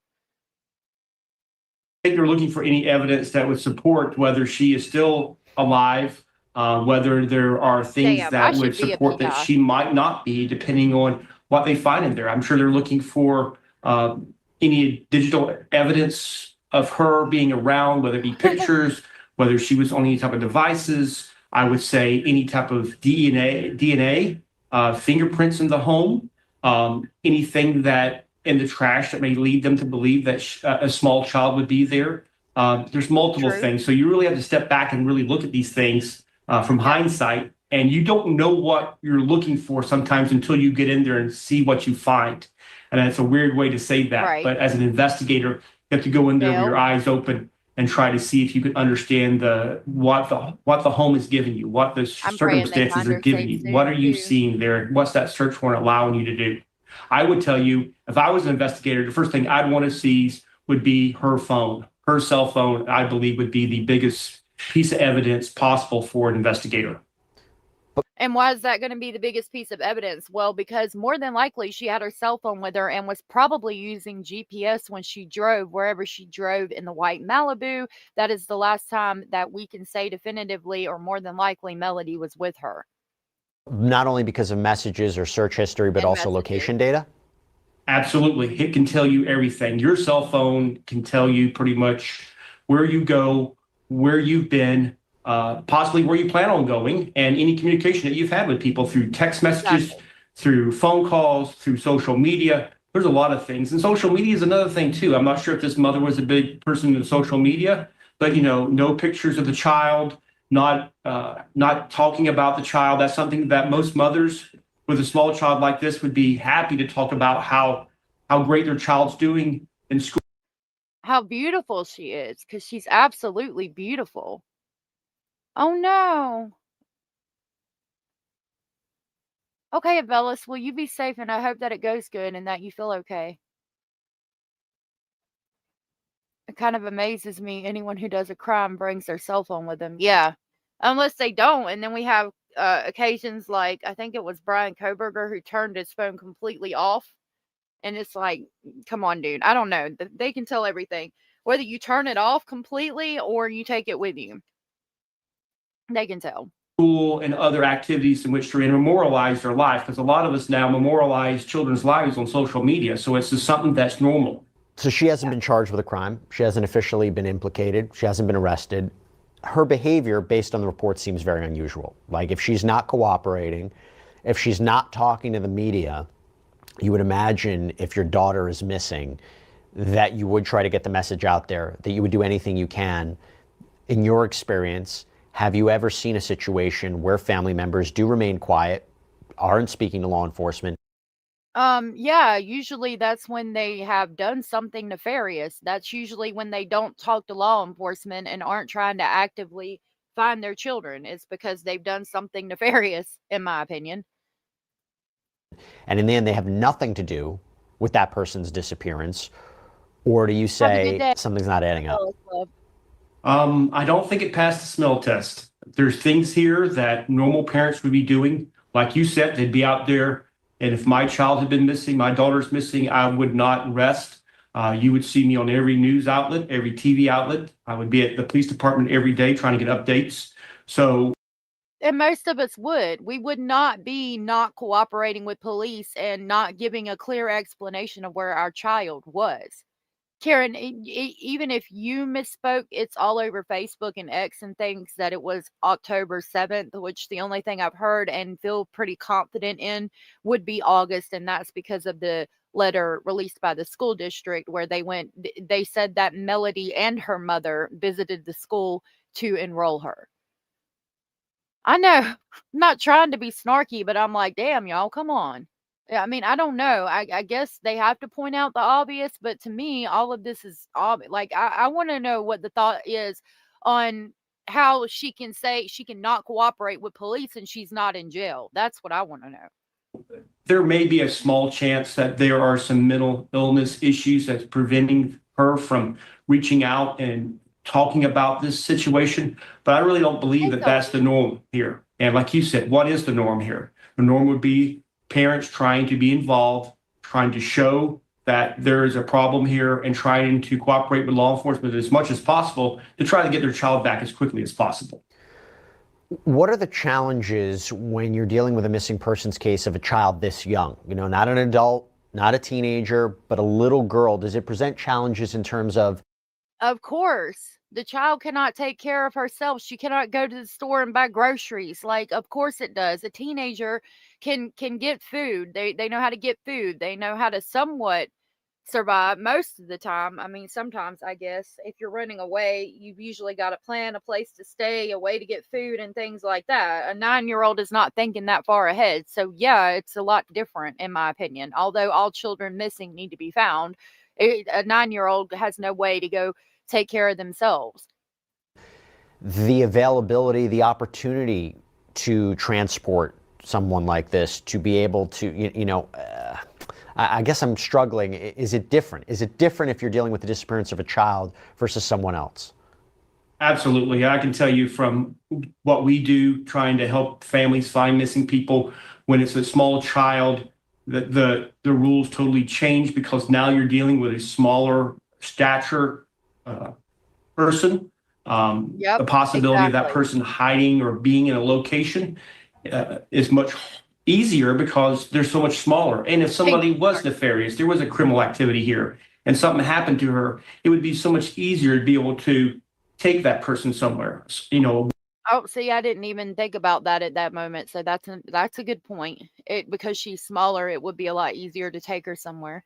One individual could pick up a small child easily and transport them somewhere, where a total adult's going to take multiple people to be able to move that person. And that's concerning. That's one of the things that we look at too when we start looking at missing people, is the size of the individual, especially if there is a criminal element here. Is this going to be something that we need to be concerned about, whether they're actually moving the missing person if something nefarious happened to them? So yeah, and even as an investigator, when you're inside the home, that small child leaves a smaller footprint than a large human does. There's things that kids don't do that we do every day. We have social media. Maybe, small children don't have social media. So you're missing possibilities of things that you could utilize to capture the movement of the individual. And unfortunately, children just don't have that. They don't have cell phones typically. So there was a few things there I didn't think about, but if we're transporting this child, again, the mother would know. So why are we not locking her up until she says something, since she's not cooperating with police? Mom had major back surgery when I was 10. I had to walk to the store and get groceries. Did you? That's amazing, and I'm glad you were there to do that.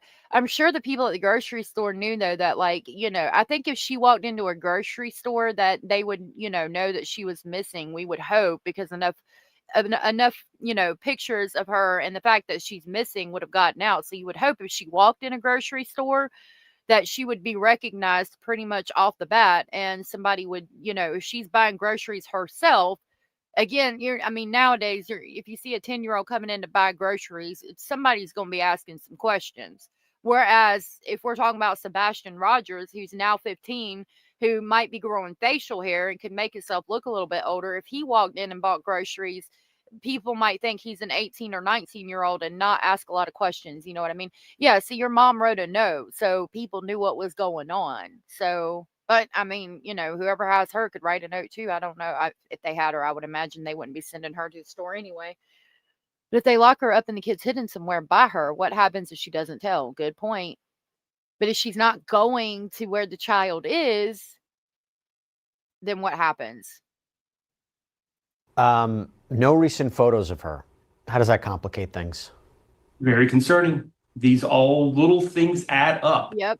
We always look for the first lie as an investigator. I think it's very important. As soon as you capture somebody telling you that lie, that's where the red flag comes up as an investigator. There's no need for anybody, especially parents, to lie during an investigation like this. There should be no cover-up. This should be totally open about everything. Completely cooperating, and she's not at all. That's what I don't get it even here. I mean, isn't it interfering with the police investigation of a crime? Right. Why can't they lock people up who are not being cooperative? Exactly. You're hindering the investigation by not cooperating, and it's your child. Like, what do you mean you're not cooperating? No, I know there's constitution and rules and procedures that have to be followed, but to what extent? What's going on here and being on the side of law enforcement, because that's their biggest ally at this point is law enforcement, trying to help them locate their family. How important is family? How important are neighbors in this who know the family? Very important. You talk about the challenges of being, they were cut off access to her, so they might have limited information about recent activity, but family, neighbors, how important are they going to be in this investigation? Absolutely the most important thing possible, because they're going to be the ones who are going to be able to tell us if they've seen her.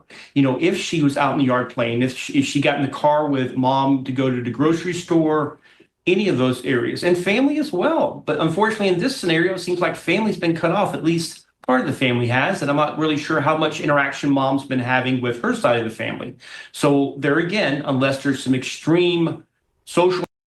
And she hasn't been having any interaction with her side of the family either. Abraham said when one requests counsel, law enforcement says that you're no longer cooperating, and that is true.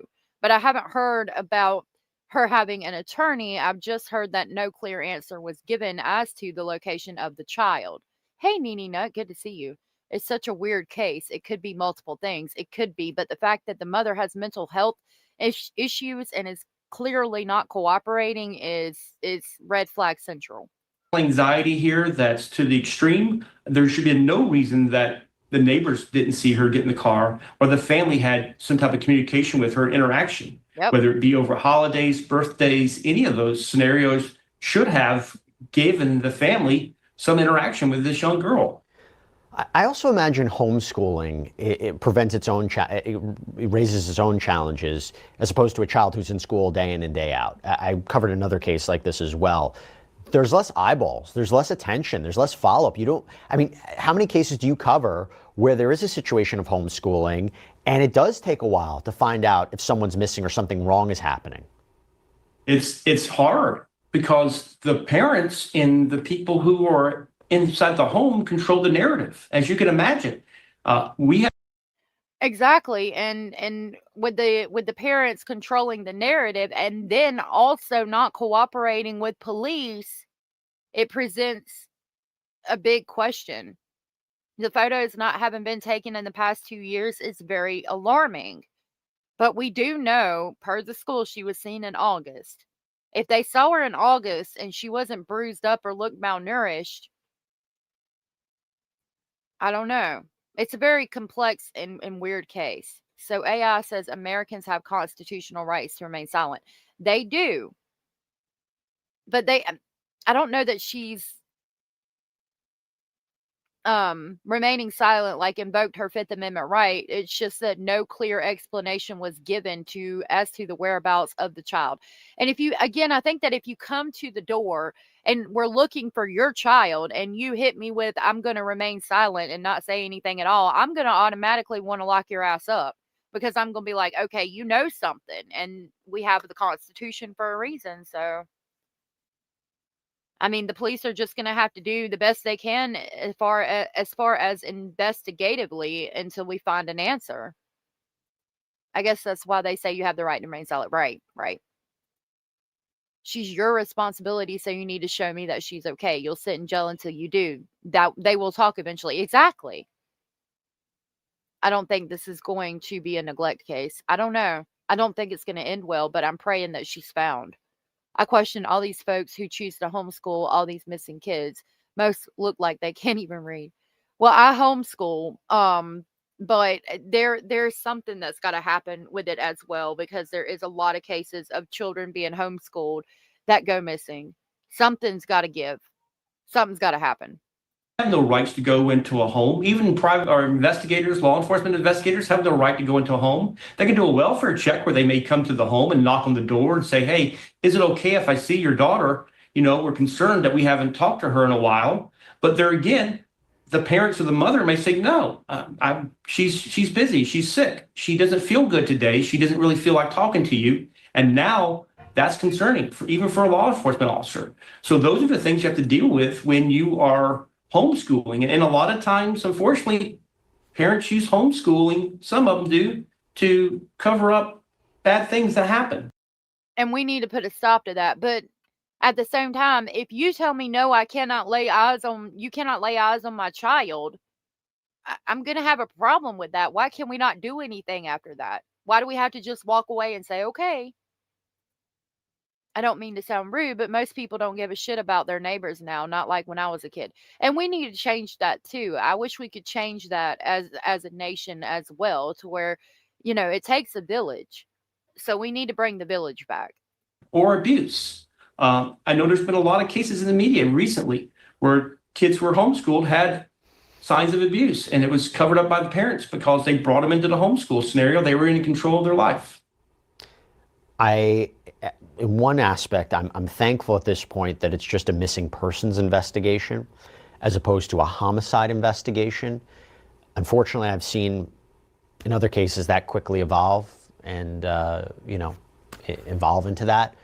At this point, if it's just a missing persons case, what does that tell you?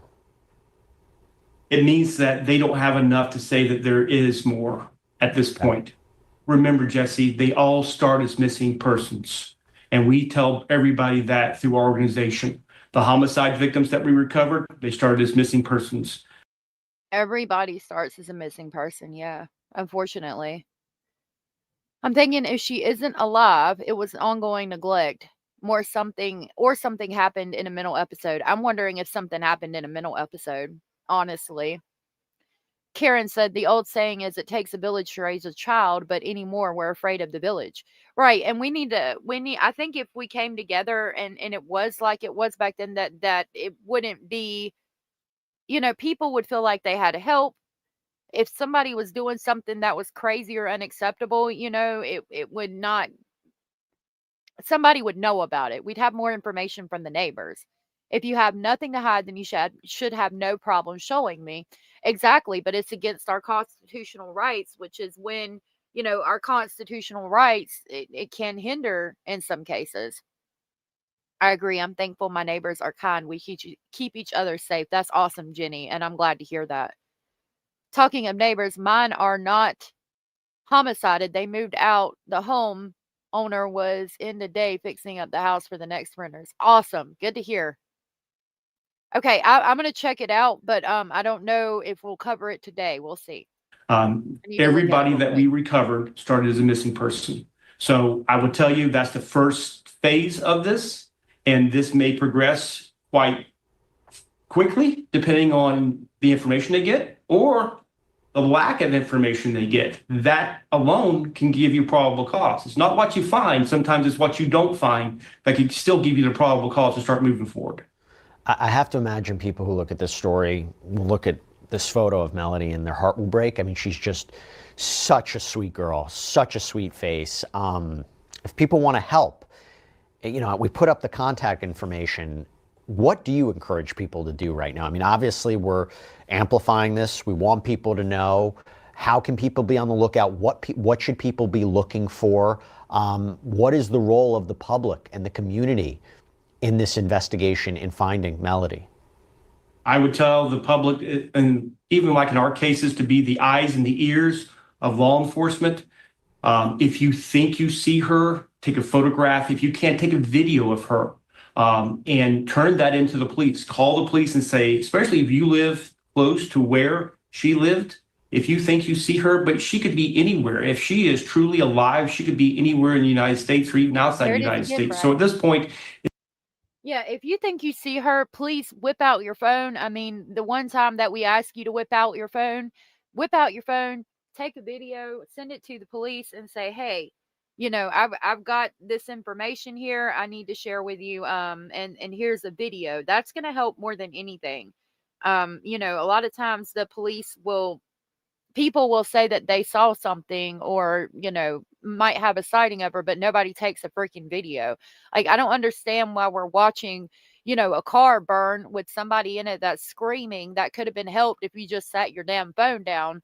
But then, there's sightings of missing children, and we can't get a video of it. You know what I mean? So if you think you see her, I would say definitely please take a video. Abellis, we are going to talk about it. I'm trying to get it to send through my email now, but I'll pull it up on Google if I have to.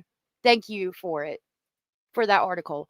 Without the internet, as a kid, our mom always knew when we did bad because someone would would rat you out. Yeah. Rocco. He sure did. Awesome. He is full. Where I used to live, I had eyes and ears on every street. Them kids can't get away with nothing. And we couldn't back in the day either when we had to be home by the time the street lights come on. These days, you can air tag your kid. I mean, we might as well chip them at this stage, so no more missing kids. Right. Hold on. Let me play this. It's important for anybody who think they see her to take a video or a photograph, turn that into law enforcement, contact law enforcement, note the location that you've seen her at, and let them know right away, whether it be local law enforcement or the FBI. The FBI has a hotline. You can contact them as well. So there's multiple opportunities here for anybody to help this investigation. FBI joining this, how does that change things? It's very concerning. It shows that this is reached a different level of investigation. If this was just a missing persons case, the FBI typically doesn't involve many missing persons case. If they are anticipating. Okay, that's going to be a little bit of, I don't think intentional misinformation, but misinformation because the FBI is getting involved because the police, from my understanding, because the police released the information saying that they rented a car and they could have gone as far away as Nebraska. That's why the FBI is involved in the case, not necessarily because of the status of the case, but because they crossed state lines or allegedly could have. So I want to put that out there and make sure that's vocalized aloud. I don't know if Jesse Weber might not have known that at the time and therefore could have shared the information, but it's definitely because there's allegations that state lines could have been crossed. My neighbor texted me when he saw someone around my house. It was so thoughtful, middle of the night. Thank God you got a good neighbor like that. Oh, yeah, if you chip your kid, it means the government can track them too. Just an FYI, said Julianne. I know chipping people might see dystopian, but I mean, if there's legislative protection as to how the info can be used, I think it could be a good thing. I see your point. Because they crossed state lines, the FBI got involved. Exactly, Karen.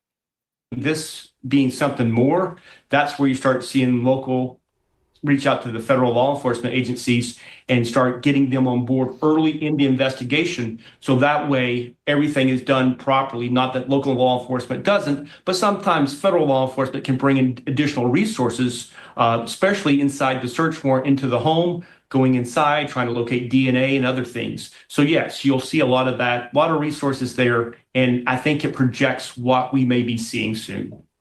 By the way, I just have to get your opinion about this. Sometimes you wonder how these cases start. They can start with a 911 phone call. They could start with a witness seeing something. Thank goodness for the school, right? They realized what happened to this girl and they hadn't seen her for a long time. Something was going on. Talk to me about that. How these missing persons cases begin to have, the foresight to know that something is wrong and contact law enforcement. Jesse, there's angels in the world, and it sounds like this person from the school is definitely one of those individuals. I think what's most concerning is the mother wasn't the one reporting the child missing. Exactly. The mother wasn't the one reporting the child missing, and the child had been missing for some time at least. I mean, even if it was the beginning of October, the first week there, that's still a little while for her to be missing, which is definitely not good. I agree. Drippy said, yeah, one of my coworkers got caught at work by a neighbor because her dog was on the roof of her house. Oh my gosh. That is insane. Now he is back to it. It wasn't me, puppy eyes. That's cute. I don't want someone having a tracker in me. My Google tracks me. My Life 360 tracks me. I have nothing to hide, but you ain't putting a tracker in me. Nope. Yeah, I don't have any of those apps. If I go missing, it's gonna have to be somebody's finding me the good old fashioned way, I suppose. You know, why wasn't the mother there jumping up and down saying my child's missing? But this person from the school, thank God for them that they realized that something's wrong here and they threw down the red flag to at least get additional eyes on this case until we can figure out what's going on. So kudos to them. Absolutely. Billy Lane, thank you so much. Really appreciate it. Again, we are the Essentials. I encourage people. So they are People from. who are in these situations to contact your organization. We are the Essentials. Because you do provide a great service. Thank you so much, Billy. Thank you, Jesse. God bless. Okay, so that was it. Mother not reporting is a big red flag. Yep. Shelby said, my fiance and I share locations on our phone, but that's just for safety. That's a good idea. That's a good idea. I think that you should. I don't ever go anywhere but the grocery store, you know, without Mr. Speculating no. And so he knows where I'm at all times. And we don't usually travel. Like, I'll go to the grocery store by myself, but when he works, he's not ever alone. So pretty safe.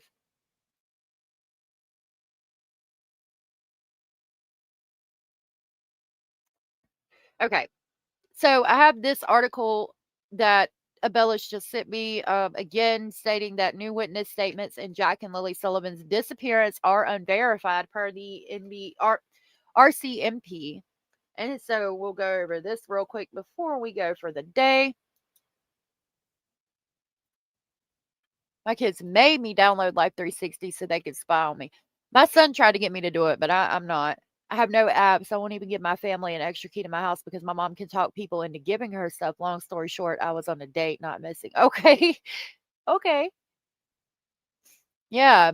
I don't want mine. I mean, I don't know. I don't do, mainly because of the government. I don't want the government knowing everywhere I am. Although they're probably spying on me right now because of my search histories on my computer. So who the hell knows? Anyway, this article is from the Chronicle Herald. New witness statements in Jack and Lilly Sullivan's disappearance are unverified per the RCMP. A few slim details released by the RCMP about their investigation into the disappearance of Jack and Lilly Sullivan have rekindled online speculation. But the newly redacted sections of RCMP warrants don't provide any answers as to what happened to the two Pictou County children who were reported missing by their mother, Malaya Brooks Murray, on May 2nd. Also, witness statements contained in them are not corroborated by other evidence. In response to a court challenge by the Canadian Press, the Globe and Mail, and CBC in September, the RCMP unsealed added sections of the warrant documents, which lay out much of their extensive investigation up until late May. With a court date looming where the media was going to seek more redactions be lifted, the RCMP voluntarily lifted more, but not all, of the redactions last week. The formally redacted information.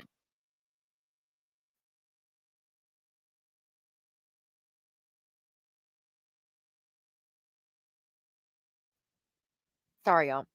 Drippy said Canadians aren't as distrustful of the government in that sense. It's more like they distrust their competence versus anything nefarious. That's interesting. I think ours is definitely more nefarious shit.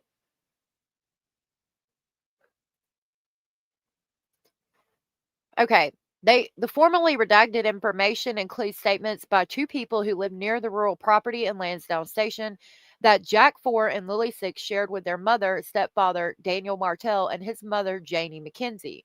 2 weeks after Jack and Lily's disappearance, one nearby resident told police he heard a vehicle go and come from the property, quote, 5 or 6 times, unquote, during the night before the children were reported missing.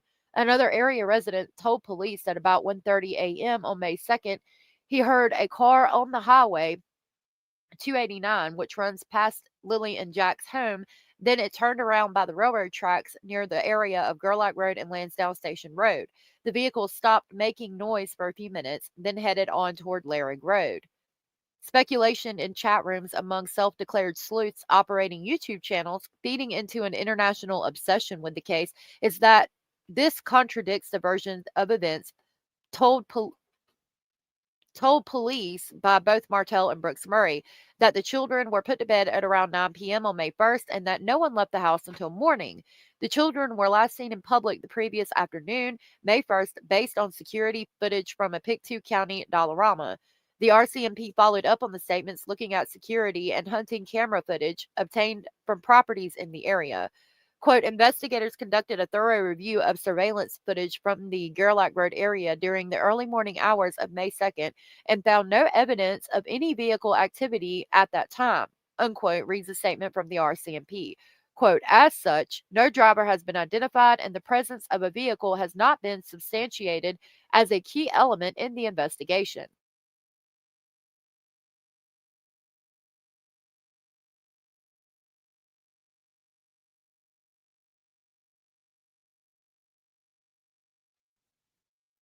Stolen Spirits said, speaking of school, I have to go pick my little guy up. Thanks for a great live. Have a blessed day, everyone. I'll still be listening, though. You too, Stolen Spirits, and congratulations on Lowering Crime showing your poster. I'm super excited for you. Ever Love Me said, that person hears well to no directions, or it was super loud. I agree. Good to see you, Ever Love Me. We've lived here at iButts, and the supermarket ladies we talk to daily have only seen me and my boyfriend together once. They only knew we were partners because of the kids. That's how little we leave the house. Oh, wow. Yeah, we don't. I go usually to the grocery store.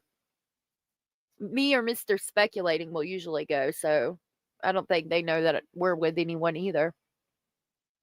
Bet my son would think I'm nuts. Chips are good. Canadians have more reasons to distrust the American government. The CIA did bad shit here in the 50s. Look up Dr. Donald Ewan Cameron. I've never heard of that. Hi, girl. The RCMP has received over 600 tips and have followed up on each. Brooks Murray and Martell told the RCMP independently that on the morning of May 2nd, they were in bed with their baby Meadow. They said they could hear Jack and Lilly playing in the kitchen and that Lilly, at multiple points, looked into the bedroom. Do you need me? Hold on. Hold on, yo. Which ones? These? You're welcome. Okay. After a period of not hearing the children, Martell went to check on them, but they were gone, along with their boots and Lily's backpack. A wrench he'd wedged on top of the front door the night before to prevent a black bear from pushing it open was still there, meaning the only other way out was the sliding door at the back. Martell's mother, Janie McKenzie, who lived in the backyard in a camper, said she'd heard the children playing outside that morning, fallen back asleep, and awoke to Martell calling their names. At about 10 a.m., Brooks Murray called 911, leading to a massive search of the woods, roads, and waterways near the home. In the following days, RCMP Major Crime would begin a large investigation that continues. They released warrant applications for GPS tracking data, communication, and other records from the cell phones of Martell and mother Brooks Murray, video recordings from school buses operating in the area, electronic records from companies in Montreal, Toronto, and Halifax whose names and purposes are redacted, banking records of Martell and Brooks Murray, text plus messages from May 1st and 2nd of 3 redacted phone numbers and other parts of the warrants. Brooke Murray is said to have used text plus, video recordings from the Cobequid Pass toll booths, circuit closed television footage from a redacted location. 6 months after Jack and Lilly's disappearance, if the RCMP have clues as to what happened to the children, they're keeping it close to their vest.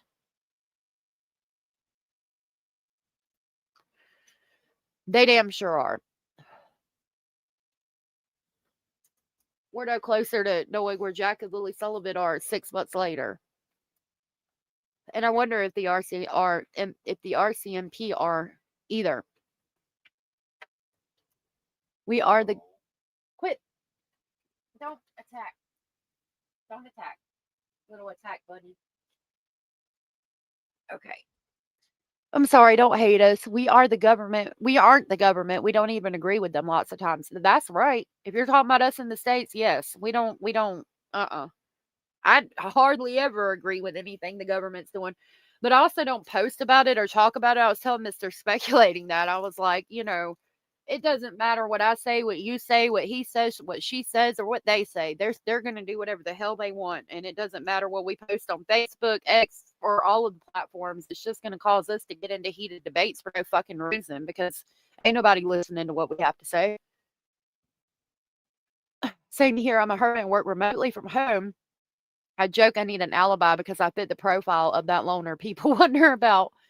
But I bet you like it, though. I like working from home. If the family aren't suspects, the RCMP are daft. You think so?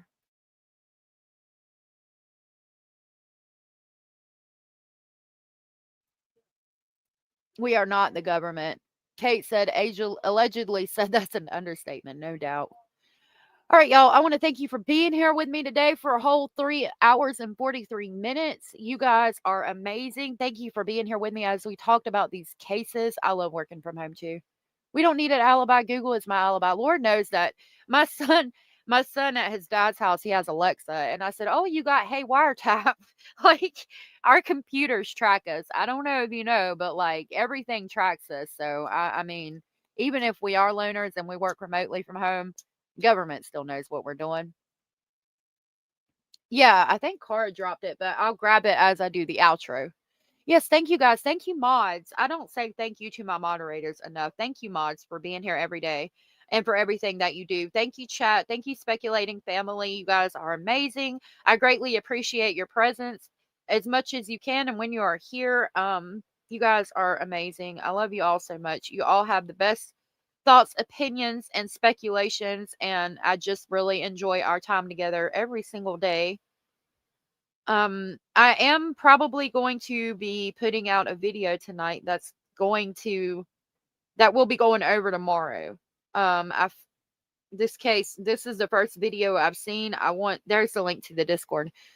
It's the first body cam I've seen out of two huge files of body cam and things that I have. So I want to make sure it's the first one, but hopefully I can get that out for you guys tonight. It's pretty sad, pretty disgusting, pretty triggering, and should be interesting to talk about. So I look forward to doing that with you guys tomorrow. Thank you again for being here. Please hit the thumbs up if you have not, and I will see y'all tomorrow. Until then, stay safe. Know that you are loved. You are enough. You are important, and you are special, and I love you. Drippy said, thanks, AS. So fun and positive vibes keep despite the hard topics. I try to be, and you guys make the chat and the channel great. It's not me, it's you guys. Thank you, Corey. Good to see you, love. I hope y'all have a good night, and I will see y'all tomorrow in the morning. All right, stay safe. Bye.